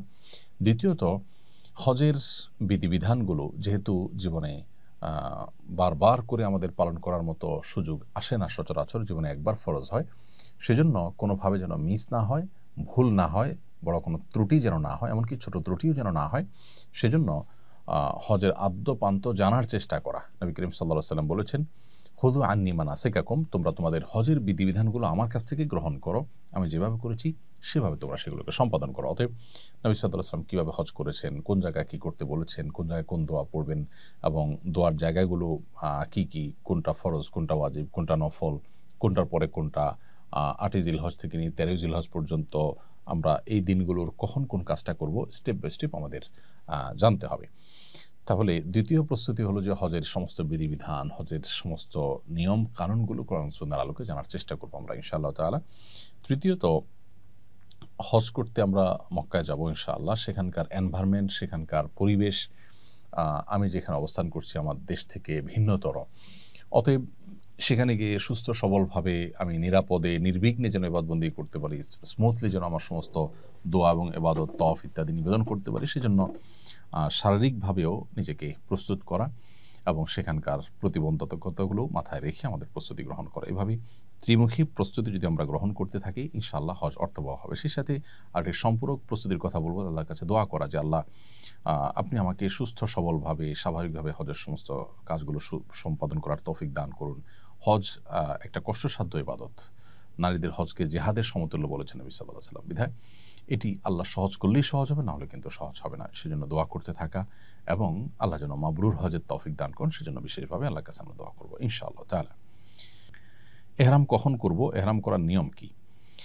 হজের এহরাম আমরা তামাত্তু হজ যারা করবেন তারা 2 ধাপে এহরাম পরবেন, আর কেরান এবং হজে ইফরাদ যারা করবেন তারা 1 ধাপে হজের এহরাম পরিধান করবেন। 3 প্রকার হাজি অর্থাৎ ইফরাদ, তামাত্তু, কেরান যে প্রকারই হজ করেন না কেন আপনাকে মিকাত থেকে এহরাম বাঁধতে হবে হজের নিয়তে। আপনি যদি বাহির থেকে যান সেক্ষেত্রে মিকাত থেকে আপনি হজের নিয়তে আপনাকে এহরাম বাঁধতে হবে। এই যে মিকাত থেকে হজের এহরাম বাঁধবো, আমরা যারা বিমানে যাই আমরা সেই সুযোগ থেকে বঞ্চিত হই, কারণ বিমান আসলে মিকাতের ওখানে ল্যান্ড করে না, মিকাতের উপর দিয়ে চলে যায়। তো সেক্ষেত্রে আমরা যে দেশ থেকে যাব তিনি সেই দেশের এয়ারপোর্ট বা হাজি ক্যাম্প এই সমস্ত জায়গা থেকে এহরাম বাঁধতে পারি। চাইলে বাসা থেকে এহরামের কাপড় পরিধান করতে পারি, এটা হলো পরিধান করা। আর নিয়তটা যেটা এহরামের আনুষ্ঠানিকতা বা এহরামের যে মূল কার্যক্রম সেটি আমরা শুরু করব, অর্থাৎ নিয়ত করাটা শুরু করব হলো মিকাত থেকে। সেটা কিভাবে? বিমান যখন মিকাতের কাছাকাছি যাবে তখন আমাদেরকে পাইলট ঘোষণা দিবেন যে আমরা মিকাত ক্রস করতে যাচ্ছি, তখন আমরা নিয়ত করে নেব যে আমরা হজ করতে যাচ্ছি। যদি এমন কোনো দেশ থেকে আসেন যেখানে আসলে হজ যাত্রী ওই ফ্লাইটে খুবই কম, আপনাকে হয়তো বলা হবে না, সেক্ষেত্রে আপনি নিশ্চয়ই তাদের কাছ থেকে জানতে পারবেন যে আপনি সৌদি আরবের বর্ডারে ঢুকেছেন, কোন জায়গায় আছেন, ম্যাপ দেখার সুযোগ থাকে, আজকাল জানার সুযোগ থাকে, বিধায় আপনি মিকাতের কাছাকাছি গিয়ে নিয়ত করবেন। এ হলো আমাদের এহরাম শুরু হওয়া। দ্বিতীয় ধাপে এহরাম করতে হবে তামাত্তু হাজিদেরকে। সেক্ষেত্রে তারা দ্বিতীয় ধাপের এহরামটা পড়বেন মূলত ৮ই জিলহজ সকালে অথবা ৭ই জিলহজ সন্ধ্যায়। আপনার বাস যখন প্রস্তুত হয় মিনা যাওয়ার জন্য, তখন হোটেল থেকে এহরাম পরে আপনি চলে যাবেন ইনশাআল্লাহ তাআলা। তাহলে এহরামের পোশাকটা আমরা পরিধান হয়তো দেশ থেকে করব, কিন্তু নিয়তটা করব আমরা মিকাত থেকে বা মিকাতের কাছাকাছি জায়গায় গিয়ে, এবং যখন নিয়ত করব তখন থেকেই কিন্তু আমাদের তালবিয়া পাঠ শুরু হবে। আর এহরামের নিয়ম হলো আমরা সেলাইবিহীন শুভ্র সাদা কাপড় পরলে সেটা উত্তম, অন্য কোনো কালার যদি পোশাক পরেন সেটাও আপনার এহরামের জন্য যথেষ্ট হয়ে যাবে যদি সেলাই করা না হয়। আর এবং পাশাপাশি এই এহরামের কাপড় হিসাবে একটা টুকরো নিচে, আরেকটা টুকরো চাদর হিসাবে উপরে, অর্থাৎ একটা লুঙ্গির মতো একটা চাদরের মতো করে পুরুষদের জন্য পরিধান করা। আর মা বোনদের জন্য সাধারণ যে পোশাক তারা পরে থাকেন ওই স্বাভাবিক পোশাক পরিধান করবেন। এটাই হলো তাদের এহরামের কাপড়। তো এহরামের নিয়ম হলো যে আমরা মিকাতে গিয়ে না নামার সুযোগ না থাকে তাহলে তার আগে থেকে আমরা উত্তম রূপে মাথা থেকে পা পর্যন্ত পুরো শরীরকে ফ্রেশ করে, নখ, অবাঞ্ছিত লোম ইত্যাদি কেটে উত্তম রূপে গোসল করে তারপর আমরা এহরামের কাপড় পরিধান করব। 2 রাকাত নামাজ পড়ব, নামাজের কোনো ফরজ ওয়াক্ত হলে ফরজ নামাজ পড়ব, না হলে 2 রাকাত নামাজ পড়ে আমরা এহরামের কাপড় পরে ফেলব। এরপর মিকাতের কাছাকাছি গিয়ে লাব্বাইকা হাজ্জান বা লাব্বাইকা উমরাতান, আপনি যেটা করছেন সেটা নিয়ত করে তারপর থেকে তালবিয়া শুরু করবেন। তাহলে এ হলো এহরাম আমরা কখন করব এবং এহরামের নিয়ম কি সে সম্পর্কে বিস্তারিত। যদি কারোর হজের ফ্লাইট বা উমরার ফ্লাইট আগে মদিনায় যায়, মদিনায় থেকে তারপরে তারা ব্যাক করবেন মক্কাতে হজের জন্য, তাহলে সেক্ষেত্রে তারা বাংলাদেশ থেকে বা যেখান থেকে যাবেন সেখান থেকে এহরাম পড়বেন না। তারা মদিনা থেকে যখন মক্কায় আসবেন তখন মিকাত পড়বে, সেই মিকাত থেকে তারা হজের এহরাম পড়বেন। আগের হজ বা ওমরা পালনকারীদের এহরামের কাপড় অন্যজন ব্যবহার করতে পারবে কিনা? আপনি জীবনে কখনো নিজে হজ করেছেন, আগে ওমরা করেছেন, আপনার সেই পুরাতন হজ বা ওমরার যে এহরামের কাপড় সেটা দিয়ে আপনি আবার নতুন করে বা পরবর্তীতে যে কোনো হজ বা ওমরা করতে পারবেন। এমনকি একজনে একটা কাপড়ে ওমরা করেছেন বা হজ করেছেন, তার কাপড় পবিত্র কাপড়ে, ধোয়া কাপড়ে আরেকজন এহরাম করে হজ বা ওমরা করতে পারবেন, এতে কোনো অসুবিধা নেই। অর্থাৎ হজ এবং ওমরার জন্য নতুন কাপড় হওয়া জরুরি নয়। এরপরে প্রশ্ন হলো মহিলাদের এহরামের পোশাক কেমন হবে? মহিলাদের এহরামের পোশাক হবে একেবারে সাধারণ স্বাভাবিক পোশাক, তবে তারা মুখের উপরে নেকাব বাঁধবেন না আর হাত মোজা না পরে স্বাভাবিকভাবে থাকার চেষ্টা করবেন। বিশেষ করে বড় ওড়না যদি থাকে তাহলে সেক্ষেত্রে পরপুরুষের সামনে তার হাত প্রদর্শিত হতে পারে, সেরকম আশঙ্কা তৈরি হলে ওড়নার ভেতরে তিনি প্রবেশ করাবেন। বাস এইটুকু সতর্কতা যথেষ্ট। আর যদি এটা কঠিন হয়ে যায়, বরং তার সতর উন্মুক্ত হয়ে যেতে পারে, সবসময় ওড়নার ভিতরে রাখা সম্ভব হবে না, এরকম বড় ওড়না নেই বা এরকম কোনো পরিস্থিতি আছে, তাহলে সেক্ষেত্রে হাত মোজাও পরা যেতে পারে। সেরকম পরিস্থিতিতে সাধারণ অবস্থাতে হাত মোজা না পরে আপনার সেটাকে মুখমণ্ডলের মতো উন্মুক্ত রাখা আর পরপুরুষের সামনে চলে আসে সেটাকে ঢাকার চেষ্টা করা। এটা হলো মেয়েদের এহরামের ক্ষেত্রে লক্ষণীয় এবং করণীয়। এর বাইরে তারা অবশ্য সাধারণ সব পোশাক পরবেন, পুরুষের মতো সেলাবিহীন হওয়া তাদের জন্য জরুরি নয়। শুধু মুখটা, ক্যাপগুলো পাওয়া যায় যে সমস্ত ক্যাপের মাথায় কাপড় ঝোলানো থাকে, যখন তারা পরপুরুষের সামনে বা রাস্তাঘাটে বা মুভমেন্টে থাকবেন, অন্যান্য পুরুষরা থাকবে, গায়ে মাহারামরা থাকবে, এরকম জায়গায় থাকবে, তখন তারা সে কাপড়টা ফেলে দিবেন। একদিকে তাদের পর্দা হয়ে যাবে, অপরদিকে মুখ বাঁধার যে ব্যাপারটা সেটাও কিন্তু হবে না। বিধায় এ সমস্ত ক্যাপগুলো আমাদের বোনরা ব্যবহার করতে পারেন, মায়েরা ব্যবহার করতে পারেন। আর যদি পরপুরুষের সামনে যাওয়ার মতো অপশন না থাকে, হোটেলে আছেন, রুমে আছেন, নিজস্ব জায়গায় আছেন, তাহলে মুখমণ্ডল খোলা রাখতে হবে, সেটাকে ঢাকবেন না। ব্যাস, এর বাইরে আলাদা কোনো নিষেধাজ্ঞা নেই। আর এহরামের প্রস্তুতি হিসাবে গোসল করা, অবাঞ্ছিত লোম, নখ ইত্যাদি কেটে পরিষ্কার করা, এগুলো পুরুষদের মতো নারীদের জন্য সমানভাবে প্রযোজ্য। এবং এহরামের পর 2 রাকাত সালাত আদায় করা, সবকিছুই যথাযথভাবে করবেন একজন পুরুষের মতো। এরপরে প্রশ্ন হলো এহরামের পর কোন কোন জিনিস নিষিদ্ধ? এহরামের পর একজন মুহরিমের জন্য, একজন হজ বা উমরা যাত্রীর জন্য মিকাতে নিয়ে এহরাম পড়েছেন, মিকাতের কাছাকাছি থেকে এহরামের নিয়ত করেছেন, এরপর থেকে তার জন্য যে সমস্ত বিষয়গুলো নিষিদ্ধ হয়ে যায়, তার এহরাম সংশ্লিষ্ট কাজ শেষ করে উমরা বা হজ সম্পাদন করার আগ পর্যন্ত সে কাজগুলো হলো, প্রথমত যৌনতা সংশ্লিষ্ট কথা এবং কাজ এগুলো থেকে বিরত থাকা, স্ত্রী সহবাস না করা, এটা তার জন্য আবশ্যক। তিনি মিকাত থেকে এহরাম করেছেন, এহরাম করে তিনি উমরা সম্পাদন করার আগ পর্যন্ত, অর্থাৎ মাথার চুল মুন্ডন করার আগ পর্যন্ত তার জন্য এটি হালাল নয়। অতএব এটি একটি কাজ, স্ত্রী সহবাস, স্বামী সহবাস, এটা থেকে বিরত থাকতে হবে এহরামরত অবস্থাতে। দ্বিতীয়ত, শিকার করা যাবে না, অর্থাৎ এই সময়ের মধ্যে কোনো প্রাণী শিকার করা যাবে না। আর তৃতীয়ত, পুরুষদের জন্য সেলাযুক্ত কাপড় পরিধান করা যাবে না। মেয়েরা অবশ্য সেলাযুক্ত সাধারণ পোশাক পরতে পারেন। এহরাম অবস্থায় পুরুষরা মাথা ঢাকবেন না এবং চেহারাও ঢাকবেন না। আর বোনরা মাথা ঢাকতে পারবেন, মাথা ঢাকবেন, তবে চেহারা তারা কাপড় দিয়ে বাঁধবেন না।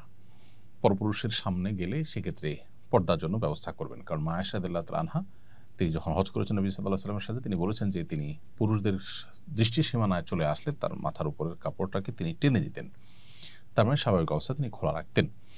তো সেটি করতে হবে।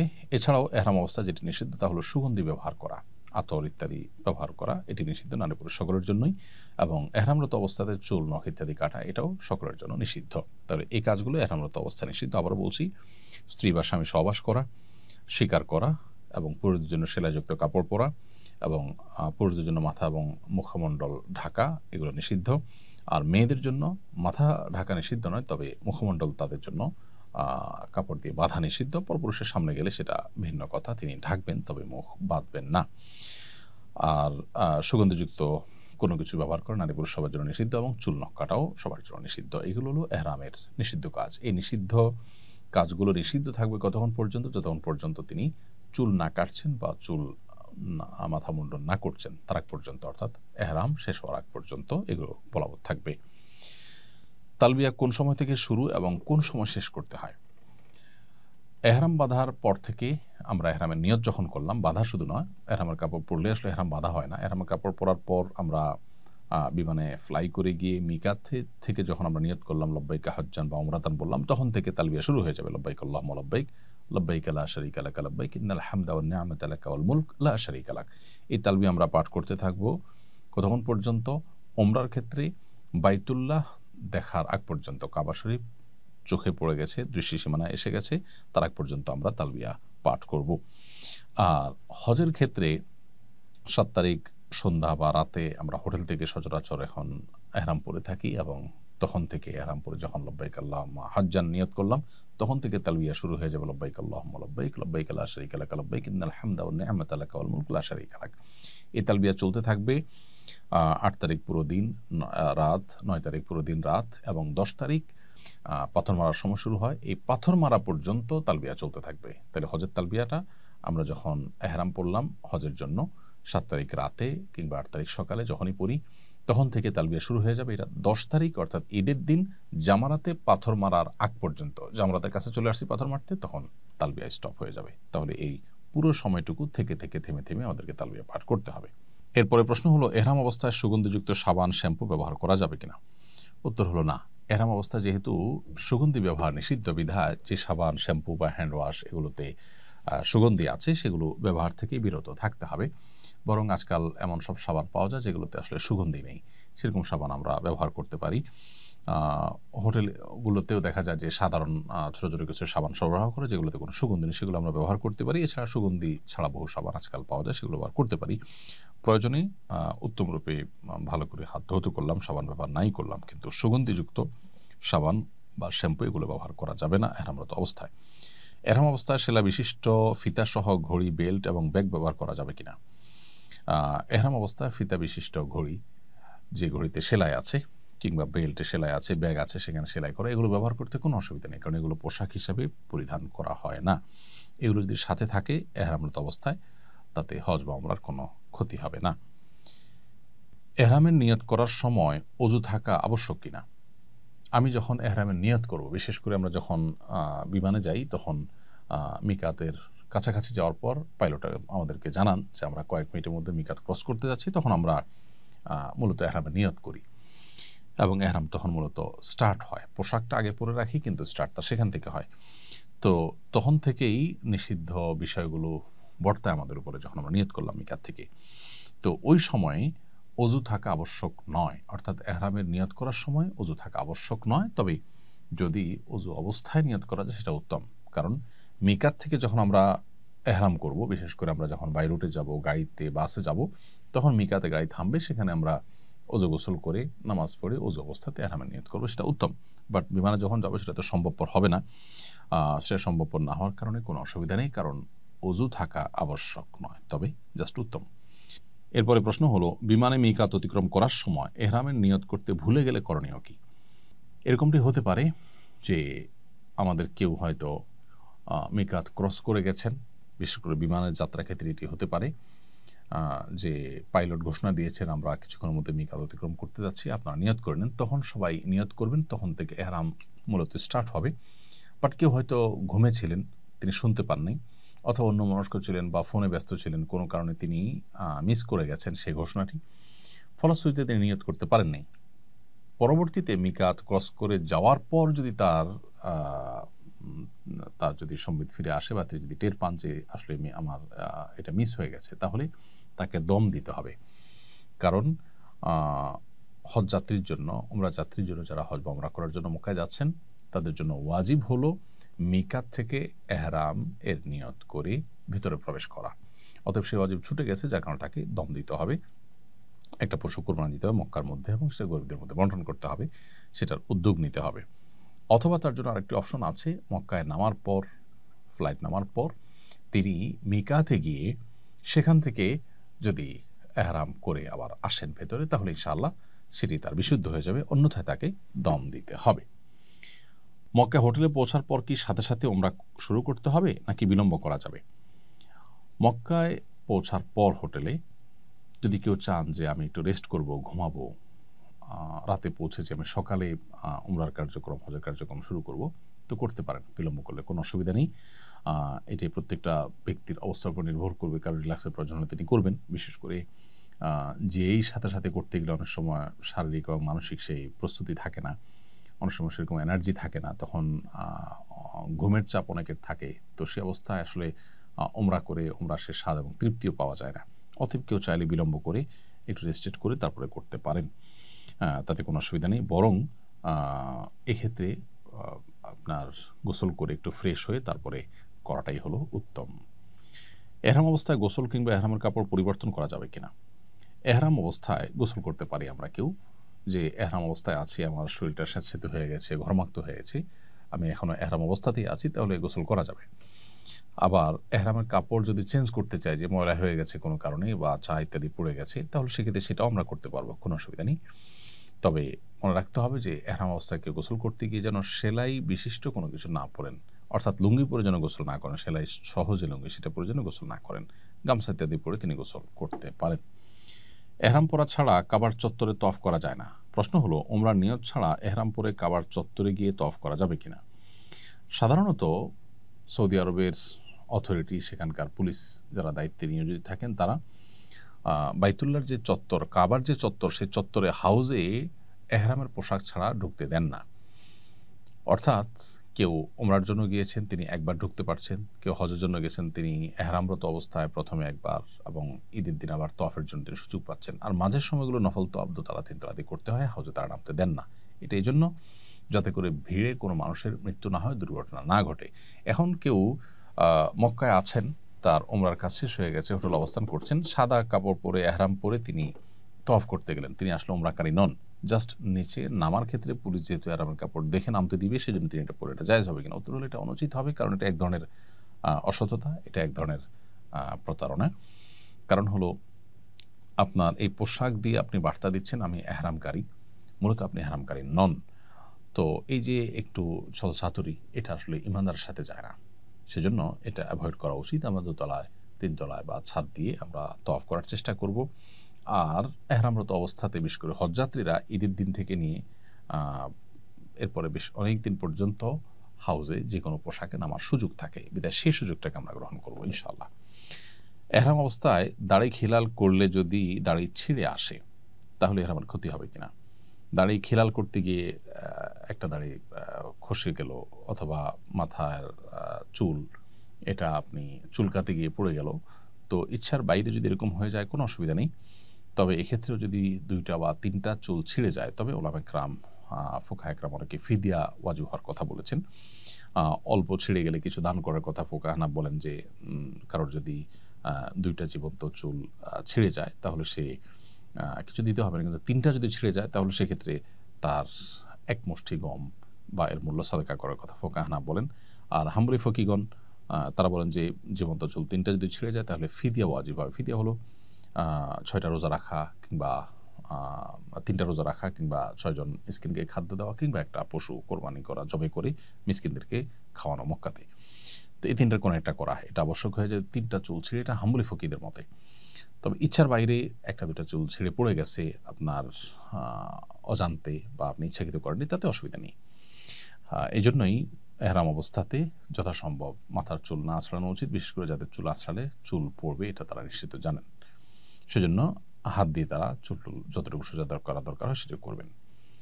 এরপরে প্রশ্ন হলো, এহরাম অবস্থায় তওয়াফের সময় সানগ্লাস পরা যাবে কিনা? উত্তর হলো সানগ্লাস পরা যাবে, কারণ এহরাম অবস্থায় নিষিদ্ধ কাজগুলোর মধ্যে সানগ্লাস পরা যাবে না এমন কোনো কথা নেই, বিধায় সানগ্লাস পরতে পারবেন। এহরাম অবস্থায় মাস্ক পরা যাবে কিনা? এহরাম অবস্থায় যেহেতু মুখমণ্ডল ঢাকা নিষেধ, অতএব মাস্ক পরা যাবে না। যদি কেউ মাস্ক পরতে বাধ্য হন, শারীরিক অসুস্থতার কারণে মাস্ক পরা ছাড়া তিনি অসুস্থ হয়ে যান, এরকম যদি কারোর অবস্থা তৈরি হয় তাহলে সেক্ষেত্রে তিনি মাস্ক পরতে পারবেন, কিন্তু মাস্ক পরার কারণে তাকে ফিদিয়া দিতে হবে। ফিদিয়া কি? ফিদিয়া হলো হয় 3টি রোজা রাখবেন, আর না হলে 6 জন মিসকিনকে খাদ্য দিবেন 2 বেলার, আর না হলে তিনি একটি পশু কোরবানি করে মক্কায় মিসকিনদের মধ্যে বিতরণ করবেন বা তার ব্যবস্থা করবেন, ফিদিয়া দিবেন, দম দিবেন। এই 3টার কোনোটা করলে ইনশাআল্লাহ বিদিনিল্লাহ সেটি তার জন্য বৈধ হয়ে যাবে, যদি কেউ নিরূপ অবস্থায় এটি করতে হয়। এহরাম অবস্থায় কোন ধরনের জুতা পরিধান করা যাবে? এহরাম অবস্থায় পুরুষদের জন্য জুতা পরিধান করার ক্ষেত্রে মাথায় রাখতে হবে তার পায়ের উঁচু জায়গাটা যেন খোলা থাকে। এখানে উঁচু জায়গা বলতে কি বোঝানো হয়েছে হাদিসে, এটার ব্যাখ্যা নিয়ে আবার 2টি মত আছে। অনেকে বলেছেন যে আমাদের যে পায়ের যে গিরা আছে, টাকনো আছে, এইটার কথা বলা হয়েছে কাবাইন। আবার অনেকে বলেছেন যে আমাদের পায়ের যে এই যে উপরের অংশটা উঁচু, এটা বোঝানো হয়েছে। তো এটা নিয়ে ফুকাহাদের মধ্যে মতপার্থক্য আছে। জন্য সবচেয়ে উত্তম হয় ফিতাওয়ালা যে স্যান্ডেলগুলো আজকাল পাওয়া যায় সেগুলো, কারণ তাতে আমাদের গিরাও মুক্ত থাকে আর এই যে উঁচু জায়গাটা এটাও মুক্ত থাকে, তাহলে আর কোনো মতপার্থক্য থাকে না। ফুকাহে হানাফের মতে, হানাফি মাযহাবের ওলামাদের মতে উঁচু জায়গা বলতে এই পায়ের উপরের যে অংশটা এটাকে বোঝানো হয়েছে, এটা যেন খোলা থাকে। আর অন্যান্য ফকিদের অনেকে, হাম্বলি ফকিগণ, তারা বলেছেন যে 2টা গিরা যে আছে এই গিরা কাবাইন, সেটার কথা বোঝানো হয়েছে, বিধায় সেটা যদি ওপেন থাকে তাহলে সাধারণ যে কোনো স্যান্ডেল বা জুতা পরা যেতে পারে। কেটস জাতীয় কিছু পরা যাবে না, যেহেতু তাতে উঁচা অংশটা ঢেকে যায়। তো সতর্কতামূলক মত অবলম্বন করে আমরা ফুকাহে হানাফের মতের উপরে আমল করলে 2টা ফিতাওয়ালা যে স্যান্ডেলগুলো আছে সে জাতীয় কোনো স্যান্ডেল আমরা ব্যবহার করব, যাতে করে উপর অংশটা পরিপূর্ণ ঢেকে না যায়, উঁচু অংশটা পুরোপুরি ঢেকে না যায়। অথবা এমন কোনো যেটা বললাম যে আঙ্গুল ঢাকলো কিন্তু উপরের অংশটা খোলা থাকলো, সেটাও জায়েজ হবে। এরপর প্রশ্ন হলো, এহরামরত অবস্থায় অসুস্থ ব্যক্তি ক্যাটস, মোজা বা প্যাম্পার্স ইত্যাদি পড়তে পারবে কিনা? বয়স্ক কোনো মানুষ, তার হয়তো অনেক বেশি ঘন ঘন পেশাব পায়খানা হয়ে যায় এবং নিজের অজান্তে হয়ে যায়, নিয়ন্ত্রণ করতে পারে না, তার জন্য প্যাম্পার্স পরানো হলো তাকে, অথবা কারোর কেটস বা মোজা পরা ছাড়া তিনি চলতে পারেন না, এই অবস্থাতে তিনি যদি এই সমস্ত কেটস বা মোজা পড়তে হয় তাহলে সেক্ষেত্রে এগুলো জায়েজ হবে নিরুপায় ব্যক্তির জন্য। অসুস্থ ব্যক্তির জন্য এটি জায়েজ হবে পুরুষদের ক্ষেত্রে, এবং এর জন্য তাকে ফিদিয়া দিতে হবে। ফিদিয়া যেটি বলছিলাম যে 3টা রোজা, কিংবা 6 জন মিসকিনকে 2 বেলা খাবার দেওয়া, কিংবা একটা পশু জবে করা মক্কাতে, করে সেটা গোশত গরিব দুঃখীদেরকে দান করে দেওয়া বা সেটার জন্য ব্যবস্থা করা কোনো অথরিটির মাধ্যমে, এটুকু করলে ইনশাআল্লাহ তার জন্য এটি জায়েজ হবে। আর যদি মেয়েরা এটা করেন তাহলে তো তাদের জন্য কোনো শর্ত ছাড়াই এটি জায়েজ, কারণ মেয়েরা যে কোনো জুতা পরিধান করতে পারেন এবং পায়ের মোজা তারা পরবেন সেটাই বরং নির্দেশিত, অতএব সেটা তারা করতে পারেন। এবং সেলাবিহীন পোশাক পরা যদি তাদের জন্য বাধ্যতামূলক নয়, অতএব তারা এ জাতীয় কোনো কিছু পরতে কোনো সমস্যা নেই। পুরুষের সেলাইবিহীন পোশাক পরিধান করার কারণ জানতে চাই। এহরামরত অবস্থায় পুরুষরা কেন সেলাবিহীন পোশাক পরতে হবে? আল্লাহ তাআলা একমাত্র ভালো জানেন। আল্লাহ কখন কোন আদেশ, কোন নিষেধ, কি কারণে দেন সেটার হিকমত এবং রহস্য একমাত্র আল্লাহ তাআলা জানেন। আমরা আসলে এর কারণ বলতে পারবো না। আমরা শুধুমাত্র আমান্না সাল্লাম না, আল্লাহ তাআলা আমাদেরকে নির্দেশ করেছেন, তাই আমরা সেটিকে আমল করছি। এ হলো আমাদের বিষয়। এর বাইরে সেলাইবিহীন পোশাক পরার পেছনে হিকমা বা রহস্য হিসেবে ওলামায়ে কেরাম অনেক রহস্যের কথা বলেন যে এহরামরত অবস্থায় এটা কেন পড়তে হবে। তার মধ্যে থেকে একটা হিকমা বা রহস্য হলো যে মূলত হজের এই আনুষ্ঠানিকতা বা কার্যক্রমগুলো সম্পন্ন করার সময় মানুষ যেন তার সরলতা এবং স্বাভাবিকভাবে সরলভাবে নিজেকে উপস্থাপন করে আল্লাহর সামনে, পরিপূর্ণ বান্দিগির যেন দাসত্বের যেন প্রকাশ হয়। তো এই সরলতা এবং আল্লাহ তাআলার কাছে নিজেকে দীনহীন অবস্থায় পেশ করার জন্য মূলত সেলাবিহীন পোশাক পরার কথা বলা হয়েছে। এখন প্রশ্ন হলো মেয়েদের জন্য এটা প্রযোজ্য নয় কেন? উত্তর হলো যে মেয়েদের জন্য এটা আসলে কঠিন। কারণ তাদের পর্দা, তাদের প্রাইভেসি এটা পুরুষদের মতো নয়, একটু ভিন্নতর, যার কারণে তারা স্বাভাবিক সেলাই করা পোশাক পরিধান করবেন। মহিলারা এহরাম অবস্থায় হাত বা পায়ের মোজা পরিধান করতে পারবে কি না? এর উত্তর হলো পায়ের মোজা মহিলারা এহরামরত অবস্থায় সর্বসম্মতিক্রমে পরবেন বা পরতে পারবেন। আর হাতের মোজা সম্পর্কে ইমাম আবু হানিফা রাহিমাহুল্লাহর মাযহাবের কওল অনুযায়ী এটি পরা যাবে, মেয়েরা পরতে পারবেন। তবে অন্যান্য উলামায়ে কেরাম এটি নিষেধ করেন, অর্থাৎ মেয়েরা হাত মোজা পরবেন না এহরামরত অবস্থায়। হানাফি মাযহাবের উলামায়ে কেরাম যে পড়তে পারবেন বলেন, তার সপক্ষে অনেক তাবেঈদের থেকে বর্ণিত হাদিস রয়েছে, সেগুলোকে দলিল হিসাবে উল্লেখ করে তারা বলেন যে মেয়েরা হাত মোজা পরিধান করতে পারবেন। আর যদি কেউ হাত মোজা নাও পরেন এবং লম্বা কোনো ওড়নার মধ্যে পরপুরুষের সামনে যখন যাবেন তখন হাতকে ঢেকে নেন, তাহলে সেটাও তার জন্য যথেষ্ট হয়ে যাবে ইনশাআল্লাহ তাআলা। তাহলে পা মোজা সর্বসম্মতিক্রমে পরবেন বা পরতে পারবেন। আর হাত মোজা পরা নিয়ে ইখতিলাফ আছে। উলামায়ে আহনাফ বা হানাফি মাযহাবের উলামাদের মতে পড়তে পারবে। অন্যান্য উলামায়ে কেরাম অবশ্য বা জমহুর বা সংখ্যাগরিষ্ঠ উলামায়ে কেরাম অবশ্য মেয়েদেরকে এহরামরত অবস্থায় হাত মোজা পরতে নিষেধ করেন।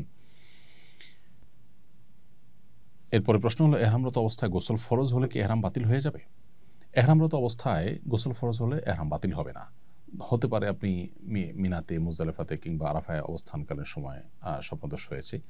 তো এরকম পরিস্থিতিতে গোসল ফরজ হবে, গোসল করতে হবে এবং কাপড়ে নাপাক লেগে থাকলে সেটি ধুয়ে ফেলতে হবে বা এহরামের কাপড় পরিবর্তন করতে হবে। কিন্তু এর কারণে এহরাম বাতিল হবে না। অবশ্য স্ত্রী সহবাস করলে ভিন্ন কথা। যদি স্ত্রী সহবাস কেউ আরাফায় অবস্থানের আগে করেন, তাহলে তার সে হজ বাতিলই হয়ে যাবে, নতুন করে সে হজ কাজা করতে হবে। আর যদি পরে করেন তাহলে সেক্ষেত্রে তারপরে ফিদিয়া বা দম অবস্থাভেদে বর্তাবে, তারপরে তার হজ বিশুদ্ধ হয়ে যাবে। অতএব স্বপ্নদোষ ইত্যাদির কারণে, অর্থাৎ স্ত্রী সহবাস ছাড়া অন্য কোনো কারণে যদি গোসল ফরজ হয়, তাহলে সেক্ষেত্রে সেই ফরজ গোসল হওয়ার কারণে এহরাম বাতিল হবে না। এহরামরত অবস্থায় সুগন্ধিযুক্ত ডিটারজেন্ট দিয়ে কাপড় পরিষ্কার করা যাবে কিনা? উত্তর হলো না। হাজী সাহেব বা হজযাত্রী তিনি এহরামরত অবস্থাতে সুগন্ধিযুক্ত ডিটারজেন্ট দিয়ে কাপড় চোপড় পরিষ্কার করবেন না। কাপড় চোপড় যদি ধোয়ার প্রয়োজনই হয়ে যায় তাহলে শুধুই ট্যাপে ধুয়ে নেবেন, পানিতে ধুয়ে নেবেন। সুগন্ধি ছাড়া কোনো সাবান ইত্যাদি থাকলে সেগুলো যদি ধুতে পারেন, কিন্তু সুগন্ধিযুক্ত ডিটারজেন্ট ব্যবহার করা যাবে না। এহরামরত অবস্থায় অরেঞ্জ বা আপেল খেলে হাত সুগন্ধযুক্ত হয়ে যায়, এতে কি দম দিতে হবে? উত্তর হলো না। আপেল বা অরেঞ্জের যে ন্যাচারাল সুগন্ধি, এটি খেতে গেলে আমাদের হাতে লেগে যায় সুগন্ধি এবং আমরা ঘ্রাণ নাকে আসে আমাদের, এর কারণে কোনো দম দিতে হবে না, কারণ এটা ইচ্ছাকৃত কোনো সুগন্ধির ব্যবহার করা নয়। হ্যাঁ, যদি এমন হয় যে আপনি ইচ্ছাকৃতভাবে আপেল বা আপনার মালটা ইত্যাদির সুগন্ধিকে আপনি নাকে শুকেন, টানেন, ঘ্রাণ নেওয়ার চেষ্টা করেন, তাহলে সেটা অবশ্যই আপনার অনুমোদিত হবে না, সেটা জায়েজ হবে না। এহরামে থাকা অবস্থায় মাথায় সরাসরি বসে এমন ছোট ছাতা পরা যাবে কিনা? আজকাল অনেকে দেখা যায় যে এহরামরত অবস্থায় এরকম কিছু ছাতা পরেন যে মাথার উপর যেন রোদ না লাগে, সেগুলো বেল্ট দিয়ে শুধু মাথায় বাঁধা থাকে এবং ছাতাটা উপরে আলগা থাকে কিছুটা।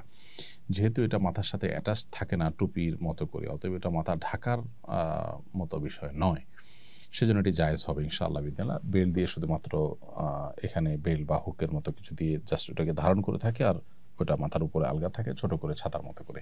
তো এটা পড়লে ইনশাআল্লাহ কোনো অসুবিধা নেই। এরপরে প্রশ্ন হলো, বিমানে কিভাবে নামাজ পড়তে হবে? বিমানে আমাদেরকে সালাত আদায় করতে হবে সালাতের ওয়াক্ত হলে। আমি বিমানে আছি, নামাজ পড়াটা কঠিন, সেই অজুহাতে নামাজ না পড়লে সেটা গুনাহগার হবে। হজ বা উমরার যাত্রীরাও অনেকে দেখা যায় যে বিমানে তারা নামাজ পড়েন না, তারা কাজা করে পরে নিজের গন্তব্যে গিয়ে নামাজ পড়েন, এটা উচিত নয়। বরং ওয়াক্ত হলে বিমানেও নামাজ পড়ে ফেলতে হবে। এখন প্রশ্ন হলো কীভাবে পড়বো? এর উত্তর হলো যে আগে থেকে আমরা উজু করে পবিত্রতা অর্জন করে তারপর বিমানে আমরা উঠব। এরপর নামাজের ওয়াক্ত যখন হবে ততক্ষণ পর্যন্ত উজু রেখে, যদি ওয়াক্ত হয়ে গেলে বিমান যে জায়গা দিয়ে যাচ্ছেন, যে দেশের উপর দিয়ে যাচ্ছেন, সে দেশে যখন ওয়াক্ত হয়ে যাবে তখন আমরা বিমানে নামাজ পড়ে ফেলবো। আর যদি উজু রাখা না যায় তাহলে সেক্ষেত্রে বিমানের ভিতরে উজু করাটা একটু কঠিন, এবং উজু সবাই করতে গেলে দেখা যায় যে নিরাপত্তার জন্য সমস্যা তৈরি হতে পারে। তো এসব কারণে তায়াম্মুম করা যেতে পারে যদি কারোর জন্য অপারগতা সৃষ্টি হয়। আর যদি সেরকম ভিড় না থাকে এবং সতর্কতার সাথে উজু করা যায়, নিচে পানি টানি না পড়ে, কারণ নিচে পানি পড়লে নিরাপত্তাজনিত সমস্যা হতে পারে, এটা বিভিন্ন সময় সংশ্লিষ্টরা আমাদেরকে বলে থাকেন। সেজন্য আপনি আলতোভাবে যদি একটু কষ্ট করেও উজু করে ফেলতে পারেন এবং নিচে পানি পড়লে সেটা নিজ দায়িত্বে মুছে পরিষ্কার করে ফেলেন, তাহলে আপনি উজু করে নামাজ পড়বেন।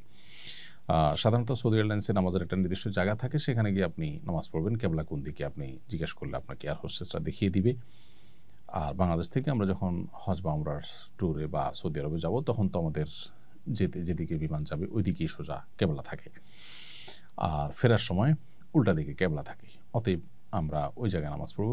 এছাড়া অন্য কোনো ফ্লাইটে হলে সেখানে একটু দাঁড়ানোর মতো জায়গাগুলোতে নামাজ পড়ার চেষ্টা করব। সেখানে যদি বাধা দেওয়া হয়, কোনোভাবে দাঁড়াতে না দেয়, তাহলে সিটে বসেই কেবলামুখী হয়ে ঘুরে আমরা সালাত আদায় করব। এটা হলো নিরুপায় হলে তখন আমরা সিটে বসে নামাজ পড়ব। যদিও এই নামাজ, অর্থাৎ যেটা আমি দাঁড়াতে পারলাম না, আমাকে দাঁড়াতে দেওয়া হয়নি, সেই জন্য সেটা পরবর্তীতে কাজা করলে ভালো হয়। কিন্তু চেষ্টা করব আমরা দাঁড়িয়ে নামাজ পড়ার এবং সময় মতো নামাজ পড়ার। তওয়াফের 7 চক্করে হজরে আসওয়াদ কয়বার চুমু বা স্পর্শ করতে হয় জানলে উপকৃত হতাম। তওয়াফের সময় হাজরে আসওয়াদ পাথর প্রত্যেক চক্করেই চুমু দেওয়া সুন্নাত, যদি সে সুযোগ থাকে। এখন যে পরিমাণ ভিড় হয়, প্রত্যেক চক্করতে পরের কথা, পুরো 7 চক্করে একবারও চুমু দেওয়া সহজসাধ্য বিষয় নয়, বরং চুমু দিতে গেলে নিজে বা অন্যদেরকে ইনজুরি করতে হবে বা দুর্ঘটনার মুখোমুখি হতে হবে, এরকম পরিস্থিতি। অতএব চুমু দিতে না পারলে প্রত্যেক চক্করে চুমুর বিকল্প হিসাবে হাত দিয়ে দূর থেকে ইশারা করলেই যথেষ্ট হয়ে যাবে ইনশাআল্লাহ তাআলা। তওয়াফের সময় হাজরে আসওয়াদ হুবহু বরাবর ইশারা না করে একটু এদিক সেদিক হলে কোনো অসুবিধা হবে কিনা? উত্তর হলে কোনো অসুবিধা নেই। হাজরে আসওয়াদ পাথর বরাবর হলে আমরা হাত উত্তোলন করে আল্লাহু আকবার বলে ইশারা করে আরেকটা তওয়াফ শুরু করব। প্রত্যেক তওয়াফে এরকম আমরা করব।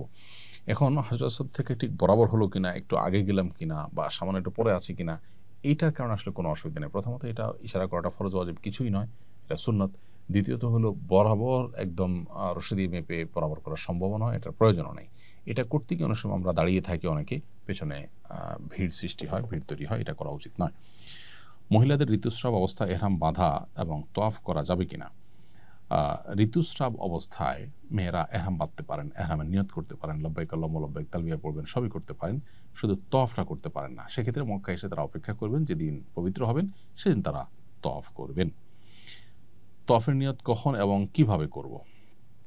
তওয়াফের নিয়ত হবে যখন আমরা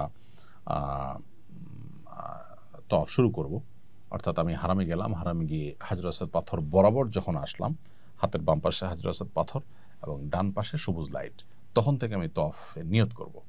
আমি হারামের যে কোনো গেট দিয়ে ঢুকি না কেন, আমি চেষ্টা করব হাজরে আসওয়াদ পাথর এর কাছে যেতে, পাথর কাছে বলতে পাথর বরাবর যেতে। পাথর বরাবর গিয়ে হাতের বামে পাথরকে রেখে ডানে সবুজ লাইট পড়বে, এই দুইটাকে রেখে তারপর আমরা শুরু করবো, অর্থাৎ তখন থেকে তওয়াফের নিয়ত হবে। অবশ্য নিয়ত বলতে এরকম আলাদা কোনো নিয়ত নয়, তবে ওই জায়গা থেকে তওয়াফটা স্টার্ট হবে এবং ওখানে আবার শেষ হবে। এরপরে প্রশ্ন হলো তওয়াফের সংখ্যা নিয়ে সন্দেহ হলে করণীয় কি? তওয়াফের সংখ্যা নিয়ে যদি সন্দেহ হয় যে আমি কয়বার তওয়াফ করেছি, তাহলে সেক্ষেত্রে আমরা কম সংখ্যকটাকে ধরে নেব। ধরুন 5 বার না 6 বার, এটা নিয়ে সন্দেহ হচ্ছে, 5 বার ধরে নেব। 6 বার না 7 বার, এটা নিয়ে সন্দেহ হচ্ছে, তাহলে 6ষ্ঠ বার আমি ধরে নেব। কমটা ধরে নিয়ে আমি তওয়াফ শেষ করব, এবং নামাজের মতো এখানে কোনো সিজদা সুহুর ব্যাপার নেই। তবে চেষ্টা করা উচিত যাতে আমি কোনো প্রকার সন্দেহের মধ্যে না পড়ি এবং ভালো করে যাতে গুনে গুনে করা যায়। তারপরেও সন্দেহ তৈরি হয়ে গেলে আমরা কমটা ধরে ইনশাআল্লাহ তওয়াফ শেষ করব। এরপরে প্রশ্ন হলো নফল তওয়াফের পরেও কি 2 রাকাত নামাজ পড়তে হবে? আল্লাহ রাব্বুল আলামিন কোরআনে কারিমে আমাদেরকে নির্দেশ করেছেন, ওয়াত্তাখিযু মিন মাকামি ইব্রাহিম মুসাল্লা, তোমরা মাকামে ইব্রাহিমের ওই জায়গাতে নামাজ পড়বে, অর্থাৎ ওই জায়গাকে নামাজের জন্য নির্ধারণ করবে আর জায়গায় নামাজ পড়বে। এই জন্য মাকাম ইব্রাহিমকে সামনে রেখে তার আশপাশে নামাজ পড়া এটা সুন্নাত। একেবারে বরাবর সামনে রেখে কাছাকাছি নামাজ পড়ার সুযোগ নেই, আজকাল অনেক ভিড় হয়, এই জন্য আমরা একটু দূর থেকেও মাকাম ইব্রাহিমের কে সামনে রেখে 2 রাকাত নামাজ পড়ার চেষ্টা করবো ইনশাআল্লাহ। যদি একেবারে বরাবর সামনে রেখে পড়া না যায় তাহলে যে কোনো জায়গায় হারামে 2 রাকাত নামাজ পড়লে আদায় হয়ে যাবে। এখন প্রশ্ন হলো, এই যে তওয়াফের পরে 2 রাকাত নামাজ, এটা নফল তওয়াফ যেগুলো হয় আমরা উমরার পর, হজের পর বা তার আগে পরে করে থাকি, মাঝে করে থাকি, সেগুলোর পরে 2 রাকাত পড়তে হবে কিনা? উত্তর হলো হ্যাঁ, নফল তওয়াফের পরেও এই 2 রাকাত নামাজ প্রযোজ্য হবে। অতএব নফল তওয়াফের পরেও আমরা 2 রাকাত নামাজ পড়তে হবে। 2 রাকাতের প্রথম রাকাতে সূরা ইখলাস, সূরা কাফিরুন, কুল ইয়া আইয়ুহাল কাফিরুন, এবং দ্বিতীয় রাকাতে সূরা ইখলাস বা কুল হুয়াল্লাহু আহাদ, এটা পড়াটা উত্তম। অন্যগুলা পড়লেও আদায় হয়ে যাবে। নফল তওয়াফ 7 চক্করের কম করা যায় কিনা? নফল তওয়াফ 7 চক্করের কম করা যায় কিনা, এটা হলো আমাদের মধ্যে ইখতিলাফ আছে। তবে বেশিরভাগ আমাদের মতই হলো যে নফল তওয়াফও 7 চক্কর করতে হবে, 7 চক্করের কম নয়, এবং এটাই নিরাপদ, যার কারণে আমরা নফল তওয়াফ করলেও সেটা 7 চক্কর পূর্ণ করব ইনশাআল্লাহ তাআলা। তওয়াফের মধ্যে ওযু ছুটে গেলে কি পুনরায় তওয়াফ শুরু করতে হবে? তওয়াফের মধ্যে যদি ওযু ছুটে যায় তাহলে আপনি ওযু করতে পারেন। আজকাল মাতাফেরই এক পাশে পেছনের দিকে আসলে ওযু করার জায়গা আছে, নারী পুরুষ জন্য আলাদা ওয়াশরুম না থাকলে ওযুর ব্যবস্থা আছে, সেখান থেকে ওযু করে আমরা যেই অবস্থায় আমার ওযু ছুটেছে যত চক্করের যে জায়গাতে, ঠিক সেখান থেকে আমরা আবার শুরু করব, অর্থাৎ পুনরায় শুরু করা জরুরি নয়। এরপরে প্রশ্ন হলো, তওয়াফের মধ্যে বিরতি দিলে কি তওয়াফ বিশুদ্ধ হবে? তওয়াফের মধ্যে যদি ছোটোখাটো বিরতি হয়, একটু পানি পান করলেন, কোনো কারণে একটু বসতে হলো 1-2 মিনিটের জন্য, অথবা নামাজের ওয়াক্ত হলো, নামাজ পড়ে নিলেন, জামাত দাঁড়ায় যাচ্ছে তখন নামাজ পড়ে নিলেন, তো এরকম ছোটোখাটো বিরতি যদি হয়, ওযু ছুটে গেলে ওযু করে নিলেন, তাতে অসুবিধা নেই। কিন্তু যদি বিরতিটা অনেক বড় হয়, দীর্ঘ হয়, আপনি তওয়াফ 2টা বা 3টা চক্কর দিয়ে চলে গেলেন হোটেলে, রেস্ট শেষ করে ঘুমায় তারপর আসলেন, তাহলে এইটা বিশুদ্ধ হবে না, বরং সেক্ষেত্রে নতুন করে আপনাকে তওয়াফ শুরু করতে হবে। তওয়াফের প্রত্যেক চক্করের জন্য নির্দিষ্ট কোনো দোয়া আছে কিনা? তওয়াফের প্রত্যেক চক্করের জন্য আলাদা কোনো দোয়া নেই, তবে রুকনে ইয়ামানি থেকে মাকাম পর্যন্ত হাজর আসাদ পাথরের যে কোণা, অর্থাৎ কাবার হাজর আসাদ পাথরটা যে কোণাতে আছে তার আগের যে কোণাটা, এই জায়গার মধ্যবর্তী স্থানে আমরা রব্বানা আতিনা ফিদ দুনিয়া হাসানা ওয়া ফিল আখিরাতি হাসানা ওয়া কিনা আযাবান নার, এই দোয়াটা পড়বো। এটি হাদিস আলাদা করে নির্দেশিত। এর বাইরে বাকি জায়গাতে আমরা যে কোনো দোয়া, কোরআন হাদিসে বর্ণিত দোয়া বা নিজের ভাষায় যে কোনো দোয়া আল্লাহর কাছে নিবেদন করতে পারবো। পাশাপাশি এখানে তাসবিহ, তাহলিল, তেলাওয়াত ইত্যাদি, দুরূদ ইত্যাদি আমরা নিবেদন করতে পারবো। অর্থাৎ বিশেষ দোয়া বলতে শুধুমাত্র হাজর আসাদ পাথর যে কোণা আছে সেটি এবং তার আগের কোণা, অর্থাৎ রুকনে ইয়ামানি যেটাকে বলা হয়, এই 2 কোণার মধ্যবর্তী যে জায়গাটা, এখানে আমরা রব্বানা আতিনা ফিদ দুনিয়া হাসানা ওয়া ফিল আখিরাতি হাসানা ওয়া কিনা আযাবান নার, শুধু এটি নির্ধারিত, এটি পড়তে হবে, আর বাকি সময় ঐচ্ছিক। নারীরা মাহরাম ছাড়া একাকী তওয়াফ করতে পারবে কিনা? উত্তর হলো হ্যাঁ, নারীরা মাহরাম ছাড়া একাকী তওয়াফ করতে পারবেন। কেউ মাহরামের সাথে হজে গেছেন, সফরে গেছেন, মাহরাম হোটেলে আছেন, তিনি একাকী তওয়াফ করলেন, বা মাহরাম হারামে আছেন, বসে আছেন, ভদ্রমহিলা তওয়াফ করছেন, একাকী তিনি করতে পারবেন। কিন্তু তার প্রাইভেসিটা গুরুত্বপূর্ণ। তার জন্য যদি রিস্কি হয়, পর্দার খেলাফ হয়, সেখানে অসাধু অসৎ মানুষজন অনেকে সেখানে পকেট মারের জন্য যায়, অন্যান্য খারাপ উদ্দেশ্যে কেউ যেয়ে থাকতে পারে। তো এই জন্য নিরাপদ হয়, ভালো হয় নিজের কোনো মাহরামকে সাথে নিয়ে তওয়াফ করা, এবং তিনি তার সিকিউরিটি এবং সেফটি বিষয়টা দেখা এবং তাকে সাহায্য করা। কিন্তু একাকী তওয়াফ করতে চাইলে, বিশেষ করে তিনি যদি সতর্কতার সাথে নিজের মতো করে করতে চান, করতে পারবেন। এরপরে প্রশ্ন হলো, রমল কি? রমল কিভাবে করতে হয়? রমল হলো তওয়াফের প্রথম 3টি চক্কর একটু জোরে জোরে দেওয়া, একটু দৌড়ে দৌড়ে হাঁটার চেষ্টা করা। এটা বর্তায় হলো আমরা যাওয়ার পর তওয়াফে কুদুম যেটাকে বলা হয়, প্রথম তওয়াফ যেটা, অর্থাৎ প্রথম মক্কায় গিয়ে আমরা উমরার জন্য যে তওয়াফটা করছি, ওই তওয়াফের ক্ষেত্রে এটি প্রযোজ্য হয়, অন্য কোনো তওয়াফের ক্ষেত্রে এটি প্রযোজ্য হয় না। রমল হলো একটু জোরে জোরে দৌড়ানো, এবং এটা যদি সম্ভব না হয় ভিড়ের কারণে, তাহলে একটু দূর দিয়ে দৌড়ানোর ভান করাও উচিত। আর যদি পুরো জায়গায় না হয়, তো যেখানে একটু গ্যাপ থাকে বা মানুষজনের ভিড় কম থাকে, সেখানে একটু হালকা দৌড়ানোর স্টাইলে হাঁটা, এটাই হলো রমল মূলত।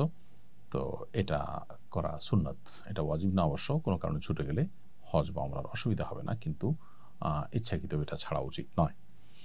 পুরো সফরে একবারও হাজর আসাদ পাথর চুমু দিতে না পারলে হজ হবে কিনা? উত্তর হলো যে হাজর আসাদ পাথর চুমু দেওয়া এটা আসলে হজ বা উমরা বিশুদ্ধ হওয়ার জন্য কোনো শর্ত নয়, এটা কোনো ফরজ কাজ নয়। যার কারণে পুরো সফরে যদি একবার আমরা হাজর আসওয়াদ পাথর চুমা দিতে না পারি তাতে হয়তো আমরা কোনো অসুবিধা নেই, হয়ে যাবে। বরং চুমু দিতে গেলে পাথর মানুষকে ধাক্কা দিতে হবে, কষ্ট দিতে হবে, এরকম পরিস্থিতি থাকলে সেটা না করাই বরং উত্তম। যদি কেউ পুরো সফরের মধ্যে যখন ফ্রি থাকে, যেমন সকাল 7টা, 6:30, 7টার দিকে, অর্থাৎ ফজর নামাজের 1-1.5 ঘন্টা পর, কিংবা রাত আপনার এশার নামাজের 1-1.5 ঘন্টা পর, এই সময়টাতে তুলনামূলক একটু ভিড় কম থাকে। তো এরকম কোনো একটা সময়ে কেউ যদি চুমু দেওয়ার সুযোগ পান, ভিন্ন কথা, ভালো। কিন্তু না দিতে পারলে তার জন্য তার হজ বা উমরার কোনো অসুবিধা হবে না। হজরে আসওয়াদ পাথর মেয়েদের জন্য চুমু দেওয়ার বিধান কি? তারা সুযোগ পেলে কি চুমু দিতে পারবেন? অবশ্যই মেয়েরাও হজরে আসওয়াদ পাথর চুমু দেওয়ার মতো সুযোগ থাকলে অবশ্যই তারা চুমু দিবেন। নারীদের জন্য এটা পুরুষদের মতোই সুন্নাহ, কিন্তু ওই যে পুরুষদের সাথে ধাক্কাধাক্কি, ভিড়ে অন্যদেরকে কষ্ট দেওয়া, নিজের পর্দা প্রাইভেসি লঙ্ঘন হওয়ার মতো আশঙ্কা যদি থাকে, তাহলে অবশ্যই তারা সেটা অ্যাভয়েড করবেন এবং দূর থেকে ইশারা করে তওয়াফের কাজ শেষ করবেন। ওমর রাদিয়াল্লাহু তাআলা হতে বর্ণিত হাদিসে উল্লেখ আছে, কালো পাথরের কোনো ক্ষমতা নেই, নবীজি চুমু দেওয়াতে তিনিও চুমু দিয়েছেন। তাহলে আবার চুমু দিলে গুনাহ মাফ হয় কিভাবে? দেখুন, এখানে ওমর রাদিয়াল্লাহু তাআলা মূলত বোঝাতে চেয়েছে যে পাথরের বিশেষ কোনো ক্ষমতা নেই যে আমাকে আল্লাহর কাছ থেকে কিছু পাইয়ে দিবে বা আমার কোনো মনের বাসনা পূরণ করবে। এটাকে যেহেতু চুমু দেওয়া সুন্নাহ, অতএব কেউ যেন এটাকেই কোনো ক্ষমতার আধার বা ক্ষমতার কেন্দ্র মনে না করে, সেই জন্য তিনি এটি বলেছেন। আর গুনাহ মাফ করার বিষয়টা তো আল্লাহ তাআলা গুনাহ মাফ করেন, এই কাজটা করলে আল্লাহ তাআলা গুনাহ মাফ করেন, অর্থাৎ এটা পাথরের কোনো ক্ষমতা নয়। মূলত পাথরের প্রতি কারোর অতিভক্তি হয়ে এরকম বিশ্বাস বা শিরকপূর্ণ ধারণা যেন না আসে, সেজন্য তিনি এটি বলেছেন। তওয়াফ করার সময় প্রত্যেক চক্করের শুরু থেকে বিসমিল্লাহ আল্লাহু আকবার বলতে হবে এবং তওয়াফ করার শুরুতে কোন দোয়া পড়া সুন্নাত? তওয়াফ করার শুরুতে বিসমিল্লাহ আল্লাহু আকবার বলে আমরা তওয়াফ করব এবং হাজর আসওয়াদ পাথর বরাবর যখনই প্রত্যেক চক্করে আমরা বিসমিল্লাহ আল্লাহু আকবার বলবো। আর প্রথম চক্করে বিসমিল্লাহ আল্লাহু আকবার বলে তওয়াফ যে শুরু করব, এই তওয়াফ শুরু করার পরে আরেকটি বাক্য বলা সুন্নাত, সেটা হলো যে আল্লাহুম্মা ঈমানান বিক ওয়া তাসদীকান বিকিতাবিক ওয়া ওয়াফাআন বিআহদিক ওয়া ইত্তিবাআন লিসুন্নাতি নবিয়্যিক মুহাম্মদ সাল্লাল্লাহু আলাইহি ওয়াসাল্লাম। যার অর্থ হলো, হে আল্লাহ, আমি শুরু করছি আপনার প্রতি ঈমান আনয়ন করে, আপনার কিতাবের প্রতি সত্যায়ন করে এবং আপনার ওয়াদা এবং অঙ্গীকারকে পূর্ণ করে এবং আপনার নবীর অনুসরণ করে, এই কথা বলে আমরা তওয়াফ শুরু করব। এটা মুস্তাহাব। যদি কোনো কারণে কেউ বিসমিল্লাহ আল্লাহু আকবার বলতে ভুলে যান বা এই বাক্যগুলো না পড়েন, দোয়াটা না পড়েন, তাতে কোনো অসুবিধা নেই, কারণ এটা ফরজ ওয়াজিব নয়। এরপরে প্রশ্ন হলো, তওয়াফের আগে কি দুখুল মসজিদ পড়তে হবে? উত্তর হলো যে আমরা প্রথম যখন হারামে যাব ইহরামরত অবস্থাতে উমরা করার জন্য, তখন দুখুল মসজিদ পড়তে হবে না, বরং যে শুরুতে আমরা তওয়াফ শুরু করব, এই তওয়াফটাই হলো দুখুল মসজিদের কায়েম মাকাম বা তার স্থলাভিষিক্ত। আর যদি অন্য কোনো সময় প্রবেশ করি, অর্থাৎ উমরা শেষ হয়ে গেল, পরবর্তীতে আমরা যখনই যাব তখন আগে দুখুল মসজিদ পড়ব, তারপরে মসজিদে বসবো, সেটা অন্য সাধারণ সময়ের জন্য প্রযোজ্য। বাট প্রথম যখন এহরামপুরে আমরা হারামে যাব উমরা করার উদ্দেশ্যে, তখন তওয়াফ যেটা করবো সেটাই দুখুল মসজিদে, আলাদা করে দুখুল মসজিদ আদায় করতে হবে না। এরপর প্রশ্ন হলো, তওয়াফ করার সময় দলবদ্ধভাবে কারোর নেতৃত্বে দোয়া করা এবং তওয়াফ করা কি উত্তম? তওয়াফটা ইন্ডিভিজুয়াল আমল, প্রত্যেকটা মানুষ ব্যক্তিগতভাবে যার যার মতো করে তওয়াফ করবেন। এক্ষেত্রে একজনের নেতৃত্বে অনেক লোক তওয়াফ করা, এটা বরং অন্যান্য তওয়াফকারীদের জন্য ডিস্টার্বিং হয়, কষ্টের কারণ হয়, ভিড় তৈরি হয়, এই জন্য এটা বরং অ্যাভয়েড করতে পারলে ভালো হয়। বিশেষ করে কেউ একজন দোয়া পড়লেন, তার সাথে সাথে অন্যরা সুরে সুর মিলিয়ে, তালে তাল মিলিয়ে দোয়া পড়লেন, এটাও কোরআন সুন্নাহ বর্ণিত বা নির্দেশিত কোনো বিষয় না, বরং এখানে প্রত্যেকে যার যার মতো দোয়া করবেন। আর আল্লাহর কাছে কায়েম মনোবাক্যে একেবারে দিনহীনভাবে মিসকিনের মতো করে কান্নাকাটি করে সর্বোচ্চ বিনয়ের সাথে দোয়া করার জন্য আসলে একাকিত্বে এবং নির্জনতার সাথে নিজে নিজে দোয়া করাটা সবচেয়ে উত্তম হয়। ওখানে নির্জনতাও তো আর সম্ভব হয় না, অন্তত আশেপাশে পরিচিত লোকজন নিয়ে আপনার তওয়াফ করতে গেলে সেভাবে দোয়া করাটা অনেক সময় সম্ভবপর হয় না। তো সেক্ষেত্রে নিজস্ব লোকজন হারিয়ে যেতে পারেন, সেরকম আশঙ্কা থাকলে তাদেরকে সাথে রাখলাম, কিন্তু একেবারে পুরা গ্রুপের লোকজন কারো নেতৃত্বে সুরে সুর মিলিয়ে দোয়া করতে হবে, এটা দোয়া কোনো সুন্নাহ পদ্ধতি নয়। বিধায় যার যার মতো করে আমরা দোয়া করার চেষ্টা করব সাধারণ অবস্থাতে, কারণ ওরকম সবাই মিলে যখন একসাথে দোয়া করে তখন আশপাশের লোকদের দোয়াতে ডিস্টার্ব হয়। এরপরে প্রশ্ন হলো, তওয়াফে 7 চক্কর দিতে হয় কেন? 6 বা 8 চক্কর কেন দিতে হয় না? দেখুন, এটার ইলম তো একমাত্র আল্লাহ তাআলার কাছে আছে। আল্লাহ আমাদেরকে কোন কাজ কেন করতে বলেছেন, শরীয়ত আমাদেরকে কোন কাজ কেন করতে বলেছেন, নবী সাল্লাল্লাহু আলাইহি সাল্লাম কোন কাজ কেন করতে নির্দেশ করেছেন, সেটার রহস্য একমাত্র আল্লাহ তাআলা ভালো জানেন। আল্লাহর সমস্ত আদেশ নিষেধের যৌক্তিকতা, যথার্থতা, রহস্য আমরা জেনেই যদি করতে হয়, তাহলে আল্লাহর প্রতি ঈমান আনার তো কোনো মানে থাকলো না। তাহলে সেক্ষেত্রে আমি আমার লজিক, আমি আমার সেন্স, আমি আমার যুক্তি যেটা বুঝে আসলো তার ভিত্তিতে করলাম। তাহলে আল্লাহর আদেশের ভিত্তিতে তো করা হলো না। এটাকে তো সে অর্থে আনুগত্য বলে না। এজন্য এর প্রকৃত কারণ বা রহস্য আল্লাহ তাআলা একমাত্র ভালো জানেন। মাকাম ইব্রাহিমে 2 রাকাত নামাজ আদায় করার নিয়ম জানতে চাই। তওয়াফ শেষ করার পর আমরা 2 রাকাত নামাজ পড়ব 7টা চক্কর শেষ করার পর। সেটা মাকাম ইব্রাহিমীকে সামনে রেখে সালাত আদায় করার চেষ্টা করব। একদম বরাবর সামনে রেখে সালাত আদায় করা, নামাজ পড়ার মতো পরিবেশ আজকাল থাকে না। সেক্ষেত্রে যেখানেই পড়ি সামনে মাকাম ইব্রাহিম যেন থাকে, সেটা উত্তম, একটু দূরে হলেও। আর যদি মাকাম ইব্রাহিম একদম বরাবর সামনে না থাকে কোনো অসুবিধা নাই, কারণ সেটা সম্ভব না, সামনের দিকে থাকলেই হলো। এমনকি সামনের দিকে রেখে নামাজ পড়ার মতো কোনো পরিবেশে যদি না থাকে, তাহলে হারামের যে কোনো জায়গাতে নামাজ পড়লেও নামাজ হয়ে যাবে ইনশাআল্লাহ। এই 2 রাকাত নামাজ, তওয়াফের যে 2 রাকাত নামাজ, তার প্রথম রাকাতে সূরা কুল ইয়া আইয়ুহাল কাফিরুন, দ্বিতীয় রাকাতে সূরা কুল হুয়াল্লাহু আহাদ পড়াটা উত্তম, মুস্তাহাব। কোনো কারণে সেটা যদি মিস হয়ে যায়, ভুলে যাই আমরা, অন্য কোনো সূরা দিয়ে পড়ি, তাতেও কোনো অসুবিধা নেই। কিভাবে কোরবানি করা উত্তম? এজেন্সিতে বা ব্যাংকে জমা দেওয়া নাকি অন্য কোনো উপায়ে? দেখুন, কোরবানির বিষয়টি প্রত্যেকটা মানুষের ব্যক্তিগত ব্যাপার। কোরবানি আপনি কিভাবে করবেন? আমি তো বলি যে সবচেয়ে ভালো হয় মক্কায় যদি আপনার কোনো পরিচিত প্রবাসী লোকজন থাকেন, তাদেরকে দায়িত্ব দিলেন, কোরবানির দিন তারা যে একটা পশু কিনলেন এবং পশু কিনে কোনো স্লটার হাউসে নিয়ে সেটা জবাই করলেন। আপনার পক্ষ থেকে আপনাকে জানা দিলেন যে কোরবানি হয়ে গেছে। গোশতগুলো তিনি তার বাসায় নিয়ে গেলেন, বাচ্চা কাউকে দিলেন, যেটা খুশি করলেন। এটা হলো সবচেয়ে ভালো যদি সেই সুযোগটা থাকে। তো সে সুযোগ নিশ্চয়ই সবার নাই। সেক্ষেত্রে দ্বিতীয় অপশন হলো ব্যাংকে বা সৌদি পোস্ট সহ সৌদি আরবের সরকারি অথরাইজড বিভিন্ন প্রতিষ্ঠানে কোরবানি করা যায়। তাদের কাছ থেকে কুপন নিয়ে আইলেন। একেক সময় একেক রকম রেট থাকে, ৬০০-৭০০ রিয়াল। তো যে টাকায় হোক সে টাকা দিয়ে আপনি কুপন নিয়ে আইলেন, মানে হলো তারা আপনার পক্ষ থেকে ঈদের দিন কোরবানি করে দিবেন। এটা তারা দায়িত্বপ্রাপ্ত এবং সরকারিভাবে তাদেরকে মনিটরিং করা হয়। তারা কুপনের এগেইনস্টে কোরবানি করে দিবেন এবং এখানে কোনো তসরুফ হওয়ার কোনো ভয় নেই। নিশ্চিন্তে আপনি সেখানে কোরবানির জন্য টাকা দিতে পারেন এবং কুপন তাদের কাছ থেকে কিনে নিতে পারেন। তৃতীয় উপায় হলো যে আপনার খুবই বিশ্বস্ত জানাশোনা লোকজন, যে লোক আপনার সাথে ফ্রড প্রতারণা করবে না, শতভাগ নিশ্চিন্ত, যিনি নিজের হাতে আপনার কোরবানি করবেন, সেক্ষেত্রে গ্রুপের সবার পক্ষ থেকে বাজারে গিয়ে কোরবানির পশু কিনে তিনি জবে করলেন। এটাও করা যেতে পারে। কিন্তু এই তৃতীয়টা খুবই রিস্কি। কারণ এখানে আসলে আমরা কাউকে বিশ্বাস করলেও তিনি আবার আরেকজনকে বিশ্বাস করতে গেলেন সরল মনে, সেই জায়গায় প্রতারণা হওয়ার সম্ভাবনা থাকে। একই পশু জবাই করে কয়েকজনকে ছবি ভিডিও পাঠিয়ে সবার কাছ থেকে টাকা নেওয়ার মতো প্রতারণার কাজগুলো সেখানে হয়ে থাকে। এজন্য ব্যাংকে টাকা দেওয়াটা সবচেয়ে সেফ, অথবা একান্ত নিজস্ব লোক যে নিজের হাতে কোরবানি করবে, কোনো ভাইয়ের কাছে যাবে না, তার কাছে দেওয়া যেতে পারে টাকা। এক্ষেত্রে ফোকায়ে আহনাফের মতে যেহেতু ঈদের দিন কোরবানি করার আগে মাথা মুন্ডন করা যাবে না, এই সিরিয়াল মেনটেন করা ওয়াজিব যেহেতু আহনাফ ওলামা ইকরামের মতে, অতএব সেই ক্ষেত্রে ব্যাংকে টাকা দিলে আবার ব্যাংক ঠিক কখন আপনার কোরবানি করবে সেটা আপনি জানেন না, এটা একটু জটিলতা তৈরি হয়। এই ক্ষেত্রে অবশ্য সৌদি আরব ওলামা ইকরামের বক্তব্য হলো যে আপনি ব্যাংকে দায়িত্ব দিয়েছেন, আপনি দায়মুক্ত হয়ে গেছেন। সো আপনার কোরবানি কখন করছে না করছে আপনার দেখার দরকার নেই, আপনি মাথা মুন্ডন করে ফেলেন। বাট ওলামায়ে আহনাফ কোরবানি নিশ্চিত হওয়ার আগে মাথা মুন্ডন করতে নিষেধ করেন। সেজন্য যদি ব্যাংকে দেন তাহলে আপনাকে একটা সার্টেন টাইম অপেক্ষা করতে হবে যে এর মধ্যে কোরবানি হয়ে গেছে নিশ্চিত, তারপর আপনি মাথা মুন্ডন করলেন, অথবা আপনি নিজ দায়িত্বে কাউকে দিয়ে কোরবানি করালেন। এটা হলো ওলামা আহনাফের মতে। অবশ্য সৌদির ওলামা ইকরামের মতে এই সিরিয়াল মেনটেন করা আবশ্যক নয়, বিধায় আপনি ব্যাংকে দেওয়াটা সবচেয়ে সেফ, অথবা নিজ হাতে কোরবানি করবেন এরকম কারো কাছে টাকা দিলেন, সেটা হলো নিরাপদ। সাফা মারওয়া সাই করার নিয়ম কি? তওয়াফ শেষ করার পর আমরা সাফা পাহাড়ের দিকে যাব। সাফা পাহাড়ের কাছে যেয়ে আমরা আয়াত পড়ব, ইন্না সাফা ওয়াল মারওয়াতা মিন শাআইরিল্লাহ।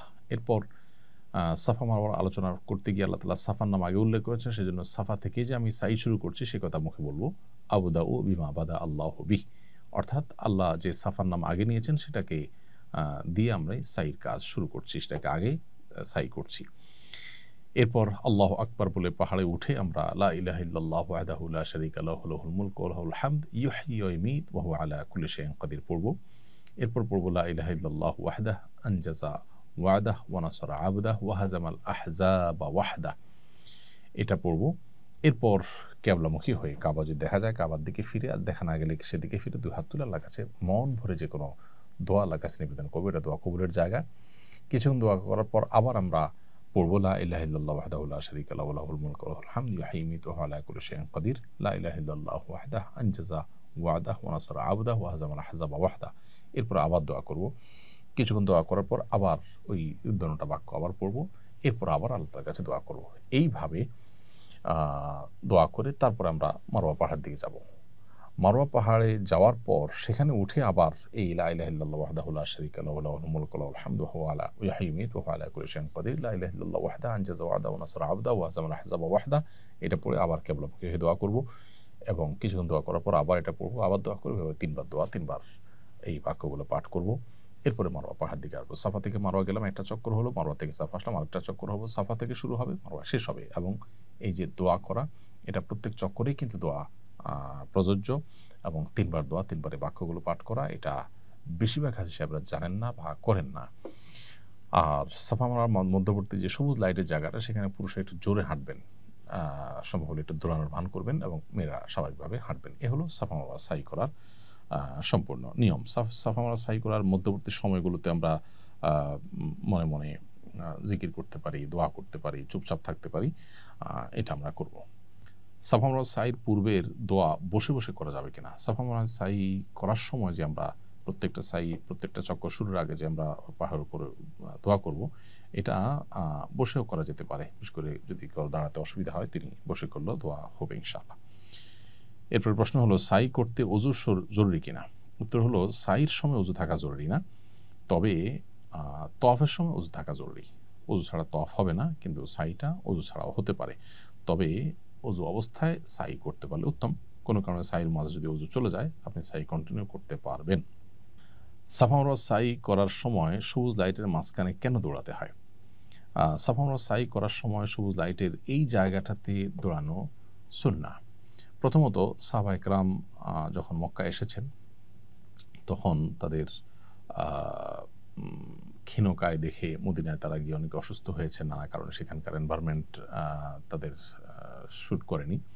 তো এটা দেখে মক্কার মুশরিকরা ক্রিটিসাইজ করতো কেউ কেউ, যে তারা দুর্বল হয়ে গেছে, এই দেশ থেকে গিয়ে অন্য জায়গায় তারা ভালো নাই। নবী সাল্লাল্লাহু আলাইহি ওয়াসাল্লাম তখন তারা যে সুস্থ সবল আছেন, এটা বোঝাবার জন্য একটু জোরে দৌড়িয়েছেন এই জায়গাটাতে, যার কারণে এখানে একটু জোরে দৌড়ানো সুন্নাহ। এর বাইরেও আরও একাধিক কারণ রয়েছে বিভিন্ন বর্ণনা মতে। সাফার মতো মারওয়াতেও কি দোয়া করতে হয়? উত্তর হলো হ্যাঁ। সাফাতে যেরকম আমরা কেবলামুখী হয়ে দোয়া করব, মারওয়াতেও একইভাবে দোয়া করব। এবং সাফাতে যেরকম আমরা তিনবার দোয়া করব, তিনবার দোয়ার আগের বাক্যগুলো পড়ব, মারওয়াতেও একইভাবে তিনবার দোয়ার আগের বাক্যগুলো পড়ে তিন দফায় দোয়া করব। বাক্যগুলো পড়া দোয়া, আবার বাক্যগুলো পড়া দোয়া, এভাবে 3 দফা করব। এটা আমরা অনেকেই খেয়াল করি না এবং মিস করি। এই জায়গাটা দোয়া কবুলের গুরুত্বপূর্ণ জায়গা, আল্লাহর নিদর্শনসমূহের মধ্যে থেকে একটি। আল্লাহ তাআলা বলেছেন, ইন্নাস সাফা ওয়াল মারওয়াতা মিন শাআইরিল্লাহ। সাফা মারওয়া আল্লাহ তাআলার নিদর্শনসমূহের মধ্যে থেকে অন্যতম। সো সাফা মারওয়া উভয়টির উপরই একইভাবে দোয়া এবং দোয়ার আগের বাক্যগুলো পাঠ করার এই সুন্নাহটা আমাদের পালন করতে হবে প্রত্যেক চক্করেই। সাই করার সময় কি দোয়া করতে হয়? সাই করার সময় বিশেষ কোনো দোয়া নেই, তবে সবুজ লাইটের মধ্যবর্তী জায়গা যখন আমরা জোরে হাঁটবো, তখন রব্বি গফির ওয়ারহাম ইন্নাকা আনতাল আযুল আকরাম, হে আল্লাহ আপনি ক্ষমা করুন এবং রহম করুন, আপনি সবচেয়ে মহান, পরাক্রমশালী এবং সবচেয়ে সম্মানিত। এই দোয়া পাঠ করবো আমরা, রব্বি গফির ওয়ারহাম ইন্নাকা আনতাল আযুল আকরাম। এটা সবুজ লাইটের জায়গাটাতে। তার আগে পরে বাকি সময়টাতে আমরা মনমতো যে কোনো জিকির আজকার করতে পারি, দোয়া করতে পারি, সেটা ঐচ্ছিক।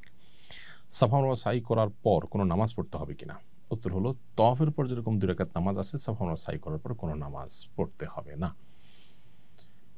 এরপর প্রশ্ন হলো, নিজে হালাল না হয়ে অন্যের চুল কাটা যাবে কিনা?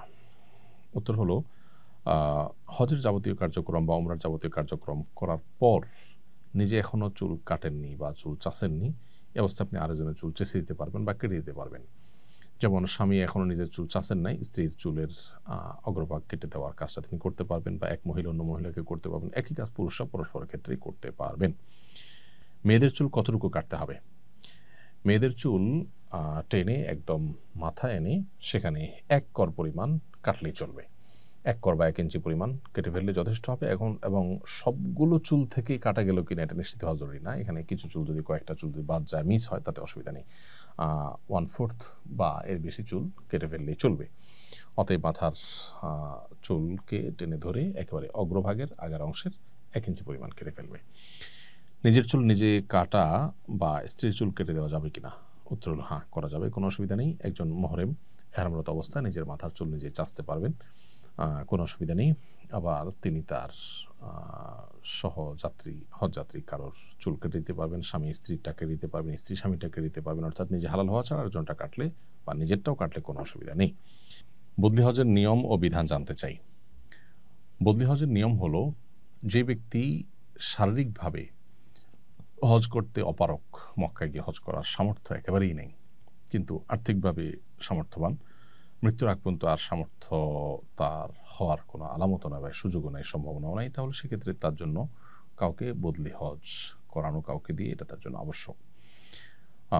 কেউ যদি জীবদ্দশায় ওসিয়ত করে যান যে আমি জীবদ্দশায় হজ করতে না পারলে আমার মৃত্যুর পর আমার সম্পদ থেকে হজ করানোর ব্যবস্থা করবে, তাহলে তার বদলি হজ করানো, তার টাকা দিয়ে, তার সম্পদ দিয়ে এটা আবশ্যক। আর এছাড়া কেউ তার মৃত বাবা মা বা যে কোনো ব্যক্তির তরফ থেকে বদলি হজের ব্যবস্থা করতে পারবে, বিশেষ করে যিনি হজে যেতে সামর্থ্যবান নন তার তরফ থেকে, সেটা মৃত ব্যক্তি হতে পারেন, তার তরফ থেকে কেউ যদি নিজস্ব উদ্যোগে নিজের টাকায় হজের ব্যবস্থা করেন, তাহলে সেটা নফল হজ হিসাবে হবে এবং সেটা বদলি হজ করা যাবে।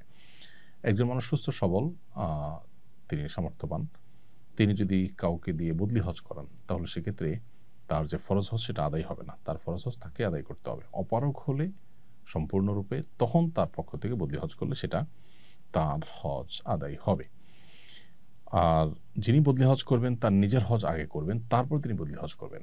কারণ নবী করিম সাল্লাল্লাহু আলাইহি সাল্লাম এক ব্যক্তিকে দেখলেন, তিনি একজনের বদলি হজ করছেন, তার ভাই সুবরমার তরফ থেকে হজ করছেন, এরকম নিয়াত করছেন। নবী সাল্লাল্লাহু আলাইহি সাল্লাম তখন তাকে বললেন, তুমি নিজের হজ করেছো কিনা? লোকটি বললেন না। তখন বললেন, তুমি আগে নিজের হজ করো, তারপর তোমার ভাই সুবরমার তরফ থেকে হজ করবে। এই জন্য যিনি বদলি হজ করবেন তিনি তার নিজের হজটা আগে করে তারপরে অন্য কারো বদলি হজ করবেন।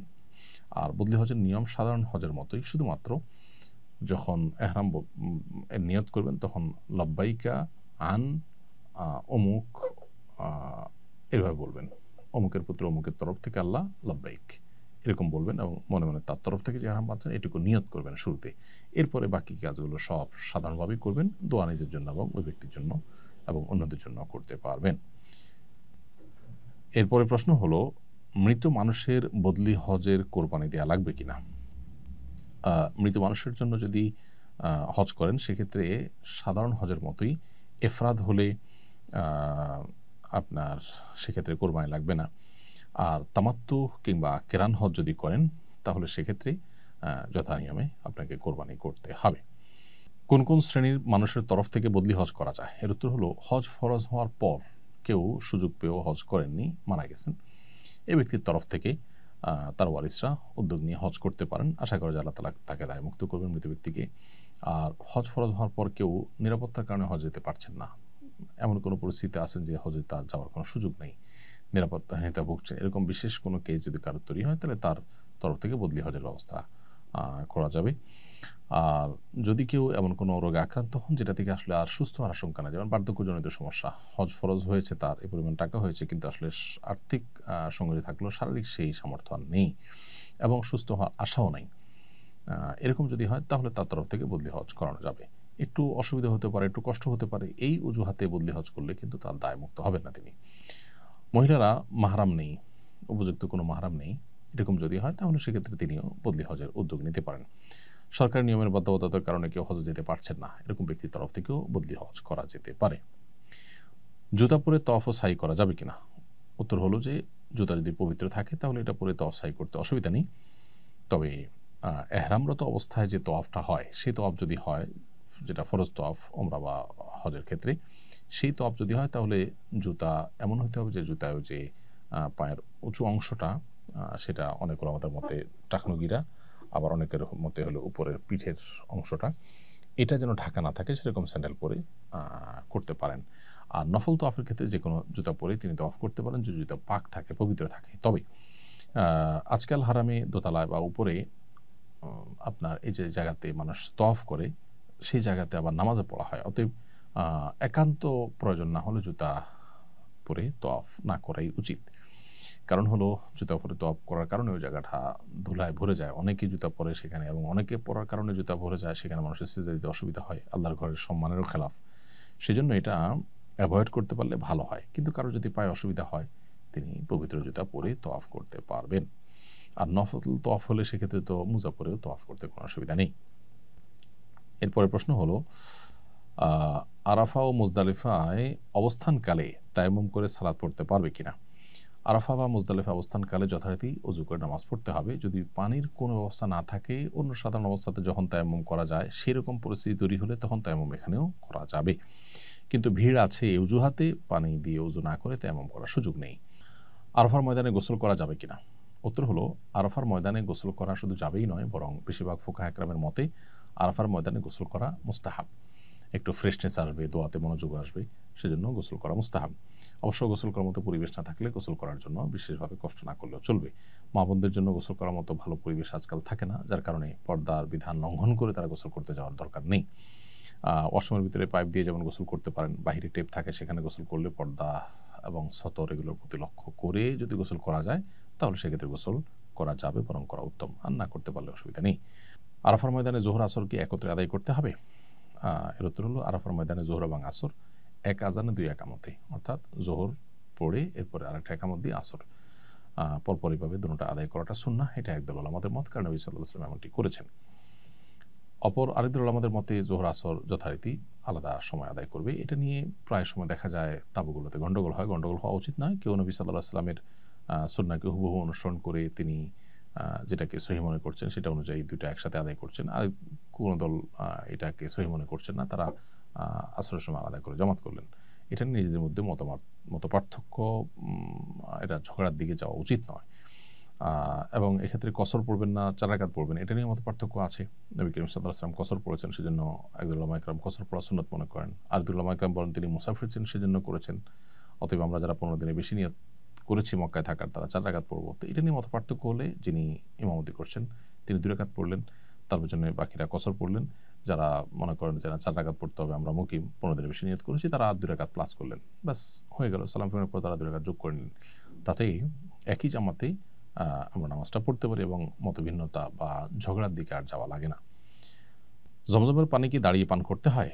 জমজমের পানি দাঁড়িয়ে পান করতে হয় এমন কোনো কথা নেই। সাধারণ পানির মতোই এটা স্বাভাবিকভাবে আমরা পান করব বসে। তবে নবী সাল্লাল্লাহু আলাইহি ওয়াসাল্লাম বিভিন্ন রাওয়ায়াতে জমজমের পানি দাঁড়িয়ে কোথাও কখনো কখনো পান করেছেন বোঝা যায়। হয়তো বসার মতো পরিবেশ ছিল না, আর তাছাড়া দাঁড়িয়ে পান করার তো আর নিষেধ নয়, এটা জায়েজ বোঝানোর জন্য তিনি মাঝে মাঝে পান করতেন। বাকি জমজমের পানি বসা অবস্থা পেলেও অনেকে দাঁড়িয়ে যায় পান করার জন্য, এরকমটি সঠিক না যে দাঁড়িয়েই পান করতে হয়, এরকম নয়। দাঁড়িয়ে পান করা যাবে এতটুকু, তবে সাধারণ পানির মতো এটা আপনি স্বাভাবিক অবস্থাতেই পান করবেন, অর্থাৎ বসে পান করবেন। পান করার জন্য দাঁড়িয়ে যেতে হবে ব্যাপারটা সেরকম না। কখনো কখনো নবী সাল্লাল্লাহু আলাইহি ওয়াসাল্লাম থেকে জমজম দাঁড়িয়ে পান করা সাব্যস্ত আছে, দাঁড়িয়ে কেউ চাইলে পান করতে পারেন। বাসা থেকে গোসল করে হাজি ক্যাম্পে যে এহরামের কাপড় পরা যাবে নাকি সেখানে গিয়েই ফ্রেশ হতে হবে? আপনি বাসা থেকেই ফ্রেশ ট্রেশ হয়ে তারপরে এহরামের কাপড় পরে যেতে পারেন, বিশেষ করে শেষের দিকে যদি যান, সময় কম থাকে। আর যদি প্রচুর সময় হাতে নিয়ে যান তাহলে হাজি ক্যাম্পে সব ব্যবস্থায় আছে বিধায় সেখানে গিয়ে আপনি চাইলে ফ্রেশ হওয়ার কাজটা করতে পারেন, গোসল করার কাজটা করতে পারেন, এহরামের পর সেখানে গিয়ে করতে পারেন। অথবা বাসা থেকে আপনি নখলম ইত্যাদি পরিষ্কার করে গেলেন, আর ওখানে গিয়ে আপনি গোসল করে এহরামের কাপড় পরে নিলেন, এটাও করা যেতে পারে।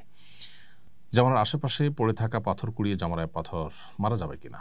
উত্তর হলো যাবে, কোনো অসুবিধা নেই। তবে উত্তম হলো মুজদালিফা থেকে পাথর নিয়ে আসা।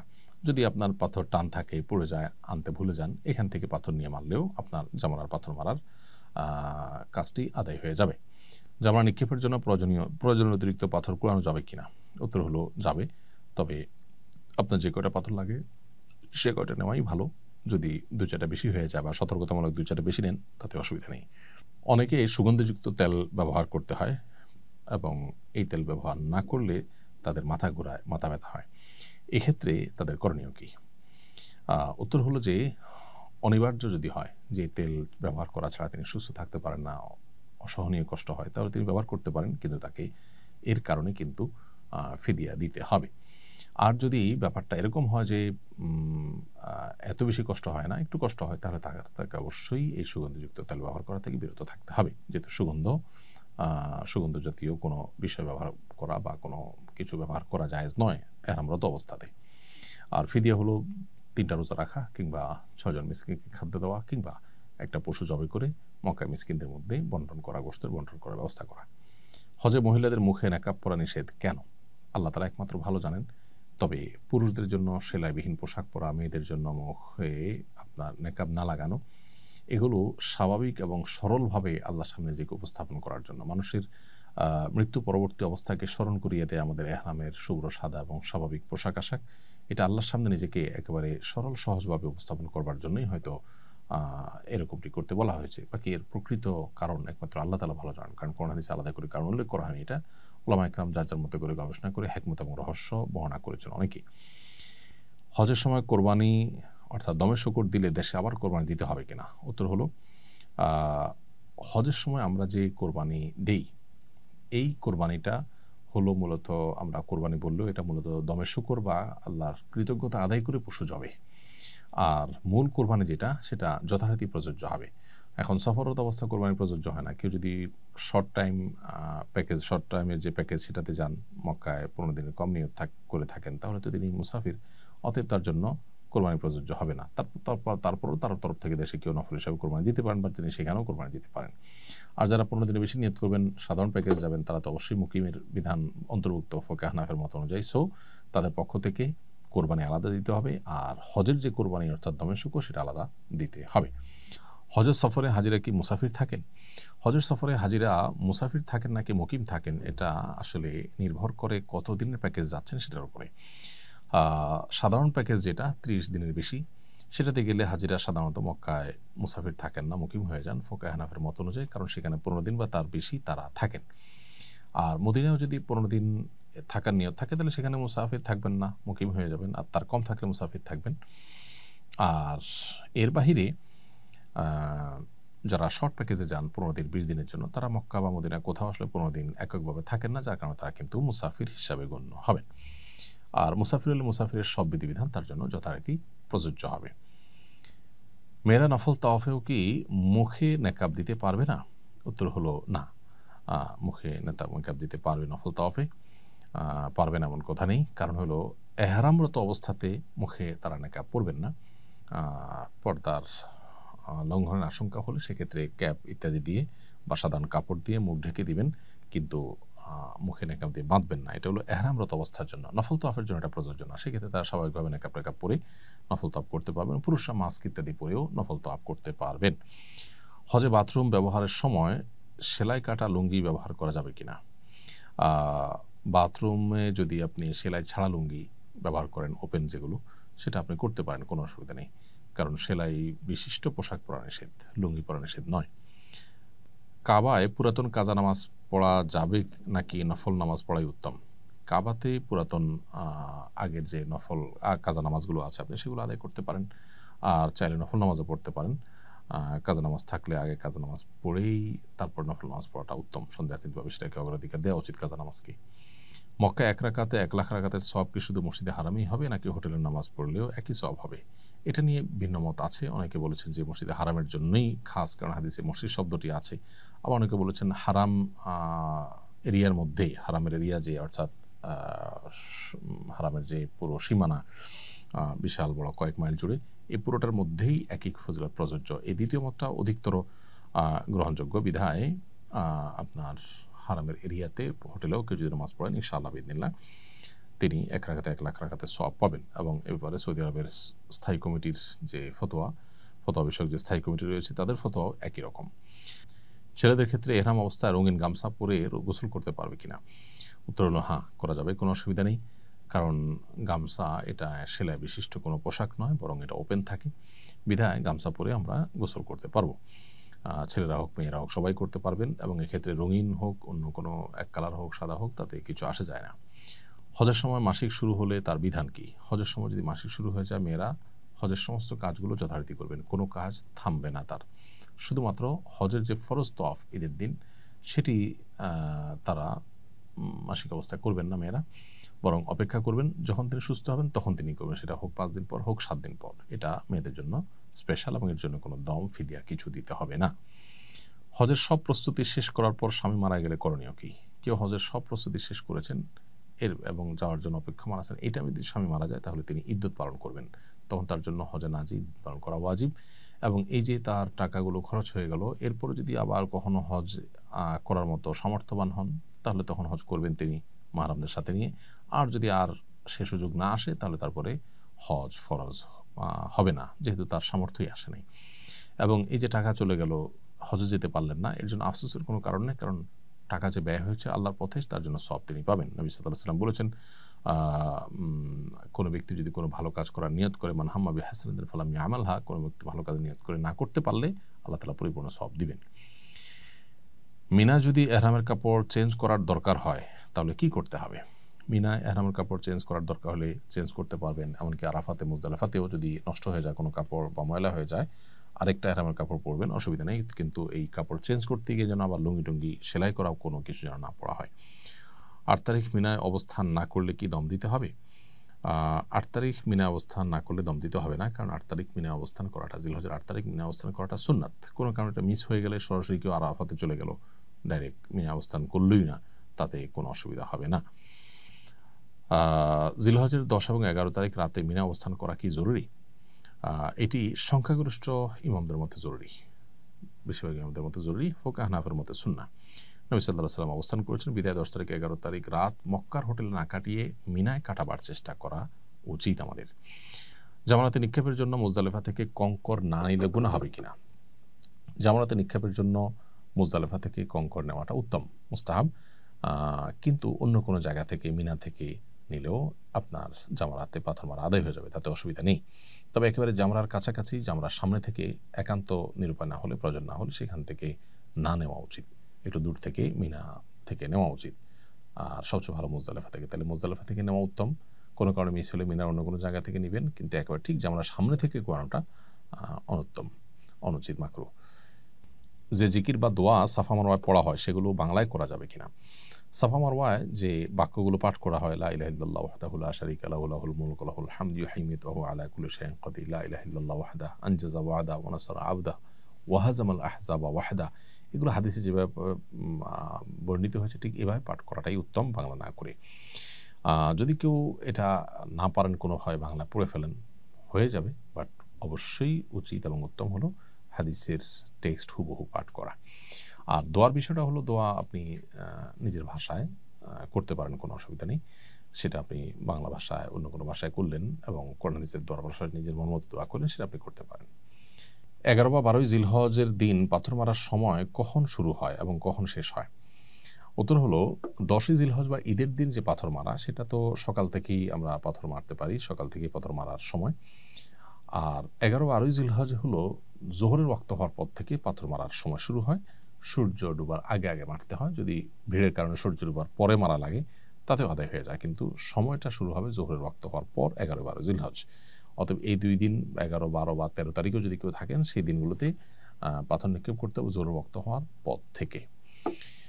হজে যাওয়ার আগে সাধারণত ঋণ থাকলে সেগুলো শোধ করে যেতে বলা হয়, কিন্তু জীবনে অনেক বান্দার হক নষ্ট করেছি, সব মনে নেই, চিনি না কিংবা এখন আর যোগাযোগ নেই, এই ঋণ কিভাবে শোধ করব? এর উত্তর হলো, অজানা মানুষদের ঋণ পরিশোধ করার জন্য আনুমানিক কত টাকা হতে পারে, সে পরিমাণ টাকা গরিব দুঃখীদেরকে দান করে দিবেন তাদের তরফ থেকে। ঋণ যারা পাবেন, যাদের কাছে আপনি ঋণী, সেই পাওনাদারদের তরফ থেকে নিয়ত করবেন আল্লাহ এর সবটা তাদের আমল নাম আপনি দিয়ে দেন, এভাবে দিলে আপনি দায়মুক্ত হবেন ইনশাআল্লাহ। বাংলাদেশের কোনো হাজি লাগেজে তামাক পাতা, জর্দা কিংবা গুল নিয়ে যান, মাঝে মধ্যে তারা সৌদি ইমিগ্রেশনে ধরাও পড়েন, এ বিষয়ে হাজিদের প্রতি বিশেষ কোনো নির্দেশনা দিবেন? হ্যাঁ, এটা আমাদের একেবারেই অনুচিত। অনেক হাজি সাহেবরা তামাক পাতা, সাদা পাতা, জর্দা, গুল এগুলো নিয়ে যান। সৌদি আরবে মাদকদ্রব্যের মধ্যে এই তামাক জাতীয় এই জিনিসগুলোকে গণ্য করা হয়, যার কারণে এয়ারপোর্টে হ্যাসেলের শিকার হন। এবং সেই সাথে এই জিনিসগুলো পান করার ব্যাপারে যেহেতু ওলামা একরাম এটিকে কঠোরভাবে নাজায়েজ এবং হারাম বলেন এবং মাদকদ্রব্যের মধ্যেই ফেলেন, অতএব এগুলো অ্যাভয়েড করা উচিত। তাছাড়া এগুলো আমাদের স্বাস্থ্যের জন্য তো ক্ষতিকর। আমাদের ওলামা একরাম জর্দা খাওয়াকে অনেকে জায়েজ মনে করেন, কিন্তু জর্দা খাওয়ার মধ্যে যেগুলো মিষ্টি জর্দা, যেগুলোতে কোনো তামাক নাই, সেটা তো জায়েজ হতে পারে, বাট যেখানে তামাক আছে সেটা আসলে জায়েজ হওয়ার বিষয়টাতে তুমুল আপনার ভিন্নমত এবং শক্তিশালী ভিন্নমত রয়েছে। তো এই জন্য একজন হজ যাত্রী তিনি আল্লাহর ঘরের ইবাদত করতে যাচ্ছেন, সেখানে তার সাথে আসলে এই জিনিসগুলো, তামাক জাতীয় জিনিসগুলো বহন না করাই উচিত। বিশেষ করে সৌদিতে যে হ্যাসেলের মুখোমুখি হতে হয়, সেটা তো কারোরই কাম্য হয় না। এই জন্য এগুলো আমাদের হজ যাত্রায় সাথে যেন নেওয়া হয় সেদিকটা খেয়াল করা দরকার। বর্তমানে সৌদি সরকার মহিলাদের মাহরাম ছাড়া হজ করার অনুমতি দিয়েছে। এই অনুমতি গ্রহণ করে মাহরাম ছাড়া হজ করা যাবে কিনা? মাহরাম ছাড়া মেয়েদের জন্য হজ করা বা উমরা করা বা কোনো সফর করা জায়েজ নয়। নবী সাল্লাল্লাহু আলাইহি ওয়াসাল্লাম পরিষ্কারভাবে নিষেধ করেছেন, লা তুসাফিরুল মারআতু ইল্লা মা জি মাহরামিন, কোন নারী মাহরাম ছাড়া হজ করবেন না। এটা একজন নারীর সম্মানের ব্যাপার যে তার সাথে কোনো একজন বডিগার্ডের মতো একজন মাহরাম পুরুষ থাকবেন, এটা থাকতে হবে। অতএব সৌদি সরকার যদি তাদের আইনের পরিবর্তন করে, আল্লাহর বিধান বা রাসূলুল্লাহ আকরাম সাল্লাল্লাহু আলাইহি ওয়াসাল্লামের হাদিস পরিবর্তন হয়ে যাবে না, বিধায় মাহরাম সহই মেয়েরা হজে যাবেন, মাহরাম ছাড়া হজে যাবেন না। মাহরাম ছাড়া হজে যাওয়ার ক্ষেত্রে কোনো উলামা ইকরাম শর্ত সাপেক্ষে কোনো ক্ষেত্রে জায়েজ বলেছেন। এটাও সংখ্যাগরিষ্ঠ বা সব উলামা ইকরাম নন। সেটা হলো যে মহিলাদের একদল মহিলাদের সাথে যান, যদি যে মহিলারা তাকে সেফটি সিকিউরিটির দিকটা দেখতে পারবেন, এরকম জানাশোনা মহিলাদের সাথে গেলেন, সেটা ভিন্ন কথা। বাট এরকম কোনো দল নেই, আমি র্যান্ডমলি যাচ্ছি একজন নারী একাকী হজের জন্য মাহরাম ছাড়া, এটা জায়েজ নয়। বিদায় তওয়াফ না করলে কোনো অসুবিধা আছে কিনা? বিদায় তওয়াফ করা হজের ক্ষেত্রে ওয়াজিব, যার কারণে বিদায় তওয়াফ যদি কেউ না করেন তাকে দম দিতে হবে। আর মেয়েরা যদি মাসিকের কারণে বিদায় তওয়াফ করতে না পারেন তাহলে তাদের উপর কোনো কিছু প্রযোজ্য হবে না। মাসিক হয়ে গেলে নারীরা কীভাবে বিদায় তওয়াফ করবেন? উত্তর হলো, বিদায় তওয়াফ হজে ওয়াজিব, উমরাতে অবশ্য বিদায় তওয়াফ ওয়াজিব না। শুধু উমরার সফরে গেলে বিদায় তওয়াফ করা লাগবে না, কিন্তু হজের সফরে গেলে আসার সময় বিদায় তওয়াফ 7 চক্কর দিয়ে 2 রাকাত নামাজ পড়ে তওয়াফ পরে তারপর আসতে হবে। এখন নারীরা মাসিকের কারণে যদি তওয়াফটা না করতে পারেন, এদিকে তার ট্রাভেলের প্ল্যান আছে, চলে যাবেন মক্কা ছেড়ে, বিদায় তওয়াফ করতে পারছেন না, মাসিক শুরু হয়ে গেছে, তাহলে তাদের জন্য সেটা মওকুফ বা মাফ, এর জন্য কোনো দম দিতে হবে না। রওজা মুবারক জিয়ারতের আদব এবং নিয়ম কানুন জানতে চাই। নবী করিম সাল্লাল্লাহু আলাইহি সাল্লামের কবরে সালাম পেশ করা, দুরূদ পেশ করা, এটার আদব হলো আমরা খুবই ভারতের সাথে গাম্ভীর্যের সাথে যাওয়ার চেষ্টা করব। সেখানে গিয়ে আপনার হৈ হুল্লোড় করা, এটা নিশ্চয়ই কবর জিয়ারতের আদব নবী সাল্লাল্লাহু আলাইহি সাল্লামের শানের খেলাফ হবে এবং আদবের পরিপন্থী হবে। অনেকে সেখানে গিয়ে উকিঝুঁকি মারেন, যেহেতু তাঁর কবরটা হয়েছে আমাদের আয়েশা রাদিয়াল্লাহু তাআলা আনহার ঘরে, এটা আয়েশা রাদিয়াল্লাহু তাআলা আনহার ঘর, অতএব এখানে উকিঝুঁকি মারা তার ঘরে উকিঝুঁকি মারার মতো। আর উকিঝুঁকি মেরে আসলে আমরা দেখতেও পাবো না, কারণ ওখানে নবী সাল্লাল্লাহু আলাইহি সাল্লামের কবরের এবং ওই যে বাহিরের যে বেড়াটা, এটার মাঝে আরও ওয়াল আছে, যার কারণে দেখা যায়ও না, যাবেও না। আর আরেকটা বিষয় হলো যে সেখানে অনেকে বেশ আপনার উৎসাহ ভরে ছবি, ভিডিও এবং লাইভ করতে থাকেন। নবী করিম সাল্লাল্লাহু আলাইহি সাল্লাম বলেছেন যে আমার কবরকে তোমরা ঈদ এবং উৎসবের জায়গায় পরিণত করবে না, যেটা অনেক উরুস-টুরুসে হয়, এবং এই জাতীয় আপনার লাইভ ছবি, ভিডিও হাস্যোজ্জ্বল মুডে এটা অনেকটা উৎসবের মতো হয়ে যায়, এটা যেন না হয়। এই জন্য ভাব গাম্ভীর্যের সাথে আমরা সালাত সালাম পেশ করবো ইনশাআল্লাহ। সেখানে আসসালাতু ওয়াসসালামু আলাইকা ইয়া রাসূলুল্লাহ বললে সালাত সালাম আদায় হয়ে যাবে। এর পাশাপাশি ইন্নাকা আদ্দাইতাল আমানা ওয়া নাসাহতাল উম্মাহ, নিশ্চয়ই আপনি আল্লাহর পক্ষ থেকে দেওয়া আমানত আদায় করেছেন, আপনি উম্মতকে নসিহা করেছেন, অতএব আল্লাহ আপনাকে আমাদের সবার তরফ থেকে জাযায়ে খায়র দান করুক। এইসব কথাগুলো বলা যেতে পারে। দুরূদ পেশ করাটা হলো মূলত আসসালাতু ওয়াসসালামু আলাইকা ইয়া রাসূলুল্লাহ। তারপরেই প্রথম যে জানালা আছে, ছিদ্র আছে, সেটা তো কোনো কবর নেই। মাঝখানে একটা জানালাতে 3টা ছিদ্র আছে। বড় ছিদ্রটা নবী সাল্লাল্লাহু আলাইহি ওয়াসাল্লামকে লক্ষ্য করে সালাম, আসসালাতু ওয়াসসালামু আলাইকা ইয়া রাসূলুল্লাহ। এরপরে আসসালাতু ওয়াসসালামু আলাইকা ইয়া সাহেবাই রাসূলিল্লাহ, হে আল্লাহর রাসূলের দুজন সঙ্গী আবু বকর এবং ওমর, আপনাদের প্রতি শান্তি নাজিল হোক, তাদের কবরে সালাম পেশ করব আমরা। এভাবে কবর জিয়ারত, নবী সাল্লাল্লাহু আলাইহি ওয়াসাল্লাম রওজা মুবারকের জিয়ারত আমরা শেষ করব। হাজীগণ মদিনার সময়গুলো কিভাবে কাটাবেন? মদিনায় অবস্থানের সময়গুলোতে বেশি বেশি মসজিদে হারামে নামাজ পড়ার চেষ্টা করবেন, যেহেতু সেখানে এক রাকাতে 1000 রাকাত নামাজের সওয়াব পাওয়া যায়। সেজন্য বেশি বেশি করে আমরা সেখানে নফল নামাজ, আগের কাজা থাকলে কাজা নামাজ পড়ার চেষ্টা করব, তাহাজ্জুদ পড়ার চেষ্টা করব, নফল নামাজগুলো পড়ার চেষ্টা করব। সেই সাথে রাসূল আকরাম সাল্লাল্লাহু আলাইহি ওয়াসাল্লামের কবরে আমরা সালাম পেশ করব, রিয়াদুল জান্নাতে সুযোগ পেলে নামাজ পড়ব, সুযোগ না পাইলে তাতে কোনো অসুবিধা নেই, কিন্তু রাসূল সাল্লাল্লাহু আলাইহি ওয়াসাল্লামের কবরে আমরা থেকে থেমে মাঝে মধ্যে সালাম পেশ করব যে কদিন থাকি মদিনাতে। আর মসজিদে নবীর পাশেই যেটাকে আমরা জান্নাতুল বাকি বলি, বাকি কবরস্থান, সে বাকি কবরস্থানে ফজর এবং আসরের পরে প্রতিদিন গেট খোলা হয়, সেখানে মাঝে মধ্যে গিয়ে আমরা কবরবাসীকে সালাম পেশ করব হেঁটে হেঁটে, সেখানে সাহাবীদের কবর আছে। এছাড়া মদিনাতে অবস্থানকালীন সময়ে মাঝে মধ্যে কুবার মসজিদে যেয়ে সেখানে 2 রাকাত নামাজ পড়ার চেষ্টা করব, সেটি একটা উমরার সওয়াব এনে দিবে আমাদেরকে, এবং নবী সাল্লাল্লাহু আলাইহি ওয়াসাল্লাম সেটি করতেন। আবার নবী করিম সাল্লাল্লাহু আলাইহি ওয়াসাল্লামের সুন্নাহ অনুসরণে আমরা আরেকটা কাজ করব, তা হলো সেখানে উহুদের ময়দানে উহুদের শহীদদের কবর জিয়ারত করা, এটাও নবী সাল্লাল্লাহু আলাইহি ওয়াসাল্লাম মাঝে মধ্যে করতেন। তাহলে এই কাজগুলো মদিনাতে আমরা বেশি বেশি করব। এর বাইরে মদিনা অবস্থাকালীন সময় সালাত এবং সালাম নবী সাল্লাল্লাহু আলাইহি ওয়াসাল্লামের প্রতি দুরূদ পেশ করা, বিশেষভাবে তার মহব্বত যেন হয়, তার সিরাত ইত্যাদি পাঠ করার মাধ্যমে আমরা কাটাতে পারি সময়গুলো। রিয়াদুল জান্নাতে নামাজ না পড়লে কোনো অসুবিধা আছে কিনা? মদিনায় মসজিদে নববীতে রিয়াদুল জান্নাহ যেটি অর্থাৎ নবী সাল্লাল্লাহু আলাইহি ওয়াসাল্লামের কবর এবং তার মিম্বরের মধ্যবর্তী জায়গাটাকে তিনি বলেছেন রাউদাতুম মিন রিয়াদিল জান্নাহ, জান্নাতের বাগানসমূহের মধ্যে থেকে একটি বাগান। এই জায়গায় নামাজ পড়া গেলে ভালো, কিন্তু আমাদের জেনে রাখা দরকার যে মসজিদে নববীর যে কোনো জায়গায় নামাজ পড়লে যে সওয়াব হবে, এখানে নামাজ পড়লে সওয়াবের পরিমাণ সমান হবে। তবে হ্যাঁ, সবসময় তো সওয়াবের পরিমাণটাই একমাত্র বিবেচ্য বিষয় হয় না। এখানে নবী করিম সাল্লাল্লাহু আলাইহি ওয়াসাল্লাম সালাত আদায় করেছেন, সাহাবীরা পড়েছেন, তাদের স্মৃতি বিজড়িত জায়গা একেবারে মূল মসজিদ, তাদের বিচরণস্থল, এবং সবচেয়ে বড় কথা হলো হাদিসে এটাকে জান্নাতের বাগান বলা হয়েছে।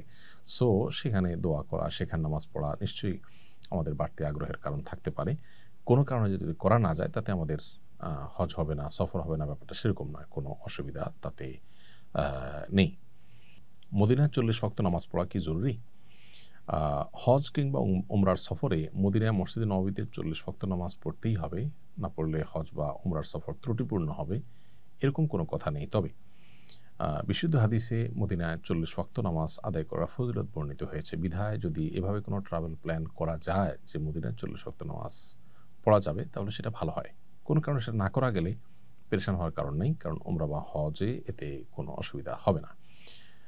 তিরমিজিতে বর্ণিত হয়েছে, আনাস বিন মালিক রাদিয়াল্লাহু তাআলা বর্ণনা করেছেন যে নবী সাল্লাল্লাহু আলাইহি ওয়াসাল্লাম বলেছেন, মান সাল্লা ফি মসজিদি আরবাঈনা সালাতান লা তাফুতুহু সালাহ, যে ব্যক্তি আমার মসজিদে অর্থাৎ মসজিদে নববীতে 40 ওয়াক্ত নামাজ পড়বে টানা এবং মাঝে কোনো সালাত মিস হবে না, সে ব্যক্তির মুনাফিকি থেকে মুক্তি, আযাব থেকে মুক্তি এবং জাহান্নাম থেকে মুক্তির পরওয়ানা তার জন্য আল্লাহর পক্ষ থেকে ঘোষণা দেওয়া হবে। এই জন্য এই ফজিলত পাওয়ার জন্য 40 ওয়াক্ত নামাজ পড়তে পারলে অবশ্যই ভালো। কোন হজকে মাবরুর হজ বলে এবং মাবরুর হজের ফজিলত কি?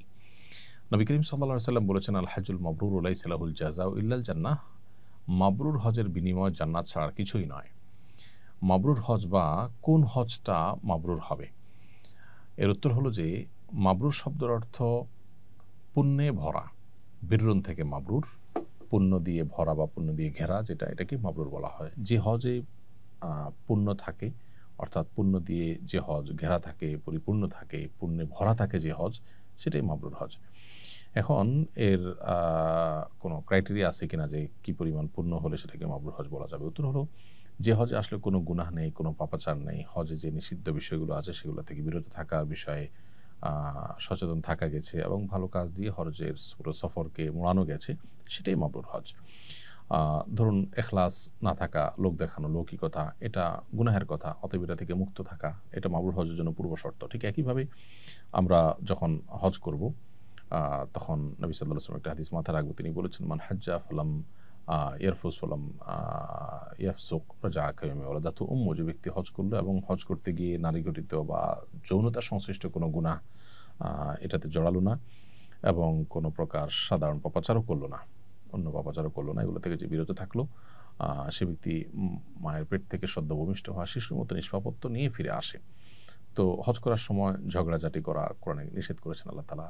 আর এই যে যৌনতা সংশ্লিষ্ট ক্রিয়া কর্ম, সেগুলো থেকে বিরত থাকা ইহরামরত অবস্থাতে, এবং এর বাইরে অন্যান্য যে গুনাহগুলো আছে, চোখের গুনাহ সহ নানাবিধ গুনাহ সেখানে হতে পারে, সেগুলো থেকে বিরত থাকতে পারলে সে হজটা হজে মাবরুর হবে ইনশাআল্লাহ তাআলা। এছাড়া পুরো হজ জুড়ে মানুষের উপকার করা, কল্যাণ করা, সবর করা, এগুলোর মধ্য দিয়ে ইনশাআল্লাহ হজটা মাবরুর হয়ে উঠবে। মহিলাদের জন্য হজের সময় মেকআপ বা প্রসাধনী ব্যবহার করা জায়েজ কিনা? মেয়েরা হজের সময় এহরামরত অবস্থাতেও কোনো প্রসাধনী ব্যবহার করতে চাইলে করতে পারবেন, তবে সাদাসিধে সময় কাটানো এটাই হলো এহরামরত অবস্থার মূল প্রতিপাদ্য, সেটা মাথায় রাখা দরকার। সেই সাথে সুগন্ধি ছাড়া কোনো প্রসাধনী থাকলে ব্যবহার করতে পারেন। যে প্রসাধনী ব্যবহার করলে সুগন্ধ সেখানে আছে, সুগন্ধি আছে সেখানে, সেটা ব্যবহার করা যাবে না, সেটা এহরামের নিষিদ্ধ বস্তুর আওতায় পড়বে। এটা হলো এহরামরত অবস্থা। এছাড়া হজের সময়ের মধ্যে তিনি যদি করেন, সেক্ষেত্রে রুম থেকে বাহিরে সুগন্ধযুক্ত কিছু ব্যবহার করে গেলে, সেটা আশপাশ অন্য পুরুষদের নাক পর্যন্ত গেলে, সেটা অবশ্যই নিষিদ্ধের আওতায় পড়বে। এছাড়া সাধারণ মেকআপ তিনি এহরামের বাইরে করতে পারেন। এহরাম অবস্থায় রক্ত বের হলে করণীয় কি? দেখুন, কাটা ছেঁড়া বা নাক থেকে, মুখ থেকে যদি রক্ত বের হয় এহরামত অবস্থায়, তাতে এহরামের কোনো ক্ষতি হবে না, উযু ছুটে যাবে। যদি রক্ত বের হয়ে গড়িয়ে পড়ে তাহলে সেক্ষেত্রে উযু পুনরায় করতে হবে, উযু ভঙ্গ হবে। কিন্তু এহরামের কোনো ক্ষতি হবে না।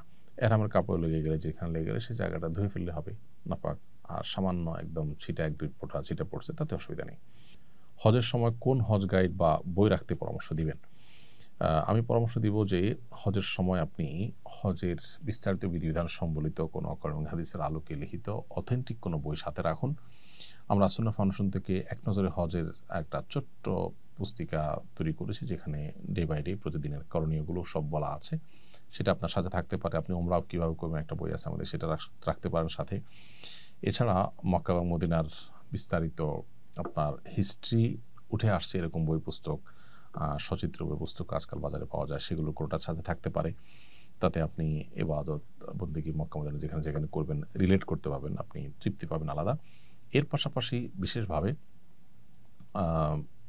একটা কোরআনের অনুবাদ সংক্ষিপ্ত তাফসীর সহকারে একটা সিরাত গ্রন্থ সাথে নিয়ে গেলে পুরো সফরে আপনি সেটা পড়ে শেষ করলেন। তাতে সিরাতের ইতিহাসের সাথে সেখানে আপনার অবস্থানের সাথে অনেক কিছু মেলাতে পারবেন, যেটা আপনার আলাদা তৃপ্তি দিবে, আপনাকে ইবাদতের প্রতি আগ্রহ জাগ্রত করবে ইনশাআল্লাহ তাআলা। অতএব সেগুলো আপনি সাথে নিয়ে যেতে পারেন। হজ শেষ করার পর দেশে কিভাবে হজের শিক্ষা নিজের জীবনে বাস্তবায়ন করা যেতে পারে? হজের মাধ্যমে যেহেতু আল্লাহ তাআলা হজ যাত্রীকে, হাজিকে নিষ্পাপত্ব দান করেন, সেজন্য তিনি দেশে আসার পর নিষ্পাপত্ব ধরে রাখার চেষ্টা করবেন, গুনাহমুক্ত জীবন যাপন করার চেষ্টা করবেন। হজে আল্লাহর যে নিদর্শনগুলো তিনি বিভিন্ন জায়গায় অবলোকন করেছেন, প্রত্যক্ষ করেছেন, ঈমানের নূর অর্জন করেছেন, এটা যেন নষ্ট না হয় সেজন্য নেক আমলের মধ্যে থাকার চেষ্টা করবেন, গুনাহের পরিবেশ থেকে দূরে থাকার চেষ্টা করবেন। এখন প্রশ্ন হলো, হজ করে এসে আমরা অনেকে ভালো থাকতে চাই, কিছুদিন পর আসলে আর থাকতে পারি না, কারণ কি? উত্তর হলো, এর অন্যতম বড় কারণ হলো আল্লাহর কাছ থেকে সেভাবে আমরা চেয়ে আসতে পারি না। চেয়ে যদি আসি যে আল্লাহ আমাকে তওবা নাসুহা করার তৌফিক দেন, মৃত্যু পর্যন্ত এই মানসিকতা রেখে ধরে রাখার তৌফিক দান করেন, সেভাবে দোয়া করে আসলে আল্লাহ তাআলা আশা করা যে আমাদেরকে তৌফিক দিবেন। তাছাড়া দেশে আসার পর আমরা গুনাহের পরিবেশে, খারাপ পরিবেশের দ্বারা আবার আমরা প্রভাবিত হয়ে যাই। এজন্য পরিবেশটাকে নিজের ঈমান এবং আমলের জন্য অনুকূল হয় এরকম পরিবেশ নির্বাচন করা এবং সেই পরিবেশের মধ্যে থাকার চেষ্টা করা, এরকম বহুমুখী প্রচেষ্টা করা হলে আল্লাহ হয়তো তৌফিক দিবেন। তাছাড়া আমাদের ঈমান দুর্বল হয়, এজন্য থেকে থেকে থেমে থেমে ঈমানকে নবায়ন করা, ঈমানকে জাগ্রত করার জন্য আবার ঈমানের পরিবেশে যাওয়ার চেষ্টা করা। আল্লাহ আমাদেরকে সেই তৌফিক দান করুন। আয়েশা মসজিদ থেকে এহরাম পরে আমরা মক্কা এসে উমরা করতে পারবো কিনা, এই প্রশ্ন অনেক মানুষের। আয়েশা মসজিদ যেটাকে আমরা আজকাল বলি, এটা মূলত মসজিদে তানঈম। মসজিদে তানঈম বা আয়েশা মসজিদ, এখান থেকে এহরাম পরে এসে যদি কেউ মক্কায় তওয়াফ সাই করেন উমরা নিয়তে, তাহলে তার উমরা হয়ে যাবে। এটাই হলো সংখ্যাগরিষ্ঠ ইমামদের মত। বেশিরভাগ ইমামরা এই মত পোষণ করেছেন। এক্ষেত্রে ইমাম ইবনে তাইমিয়া রাহিমাহুল্লাহ এবং বর্তমানে সৌদি আরবের স্কলারগণ, উলামা ইকরাম, তারা অবশ্য ভিন্ন মত পোষণ করেন। তারা বলেন যে আয়েশা মসজিদ থেকে এহরাম পরে উমরা সম্পাদন করা এটা আম্মা জান আয়েশা রাদিয়াল্লাহু তাআলা আনহার জন্যই খাস। এই জন্য তার নামে এটাকে আয়েশা মসজিদ হিসেবে প্রচলিত হয়েছে, মানুষ সেটা জানে। তো এটা তার জন্য খাস। তার সঙ্গে থাকা সাহাবী বা পরবর্তী সাহাবীরা কেউ সেখান থেকে এহরাম পরেছেন এরকম সাব্যস্ত হয়নি, সেজন্য এই জায়গা থেকে এহরাম পরা যাবে না। এহরাম পড়তে হবে মিকাত থেকে। নির্দিষ্ট মিকাতের মধ্যে আয়েশা মসজিদের কথাটি উল্লেখ নেই, বিধায় এখান থেকে সাধারণ অবস্থাতে এহরাম পরে উমরা করলে উমরা হবে না। এটা হলো সৌদি আরবের বর্তমান উলামা ইকরামের মত। তবে সংখ্যাগরিষ্ঠ জমহুর ইমামদের মত হলো যে আয়েশা মসজিদ থেকেও যদি কেউ এহরাম পরে এসে উমরা করে, তার উমরা হয়ে যাবে। কেউ যদি মতপার্থক্যের ঊর্ধ্বে উঠতে চায়, তাহলে সেক্ষেত্রে তিনি আরেকটু দূরে, বেশ কম হবে না, 1 থেকে সোয়া ঘন্টা 1.5 ঘন্টা দূরত্বে তায়েফে চলে যাবেন। সেখানে একাধিক মিকাত আছে, সেখানে মিকাত থেকে এহরাম পরে এসে উমরা করবেন। সেটা হবে সকল মতপার্থক্যের ঊর্ধ্বে উঠে করা।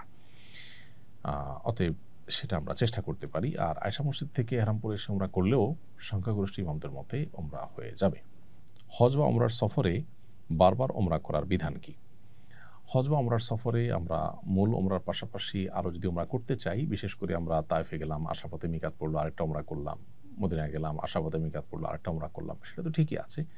এর বাইরে মক্কার হোটেল থেকেই আমরা মিকাতে গিয়ে বা আয়েশা মসজিদে গিয়ে আরও উমরা করা যে একটা প্রচলন আমাদের সমাজে আছে, এটিকে নাজায়েজ বলা কঠিন। কেউ চাইলে করতে পারেন, তবে নবী করিম সাল্লাল্লাহু আলাইহি ওয়াসাল্লাম সাধারণত এক সফরে একটার বেশি উমরা করার জন্য কসরত করেছেন বা বারবার উমরা করেছেন এরকম প্রমাণ পাওয়া যায় না। যদি কেউ করতে চান, মৃত বাবা থেকে, মায়ের তরফ থেকে, অসুস্থ কারোর তরফ থেকে বা নিজের তরফ থেকে তিনি করতে পারেন, সেটা ভিন্ন কথা। বাট আমাদের উচিত উমরার কোয়ালিটি, বাড়ানো এবং তওয়াফের পরিমাণ বাড়ানো। অনেকে দিনে 2টা উমরাও করেন। তো দিনে 2টা উমরা করলে আসলে কোনোটারই কোয়ালিটি খুব ভালো করে ধরে রাখা কঠিন। এটা আমাদের মাথায় রাখা উচিত। তবে একাধিক উমরা করলে যে গুনাহ হবে ব্যাপারটা সেরকম না। নবী করিম সাল্লাল্লাহু আলাইহি ওয়াসাল্লামের জীবনে মোট 4টি উমরা করেছেন। তার একটি হলো হুদায়বিয়া থেকে ফেরত গিয়েছেন, সেটিকে ধরা হয়েছে। আরেকটি হলো তার বিদায় হজের সাথে, এর বাইরে পিওর 2টি উমরা করেছেন তিনি। তো এটি বুখারীতে এসেছে। তাহলে হিজরতের পর নবী সাল্লাল্লাহু আলাইহি ওয়াসাল্লামের এই যে উমরার সংখ্যা মোট 4টি উমরা, এর মধ্যে আবার হুদায়বিয়ার সাথে একটা, হজের সাথে একটা, পিওর 2টা উমরা। একটা সফরে মদিনা থেকে কষ্ট করে এসেছেন, সেজন্য বারবার উমরা করেছেন তিনি, এরকমটি সাব্যস্ত হয় না। তারপরে কেউ করতে চাইলে সেটিকে নাজায়েজ বলা কঠিন। আস-সুন্নাহ ফাউন্ডেশন, উম্মার স্বার্থে সুন্নাহর সাথে।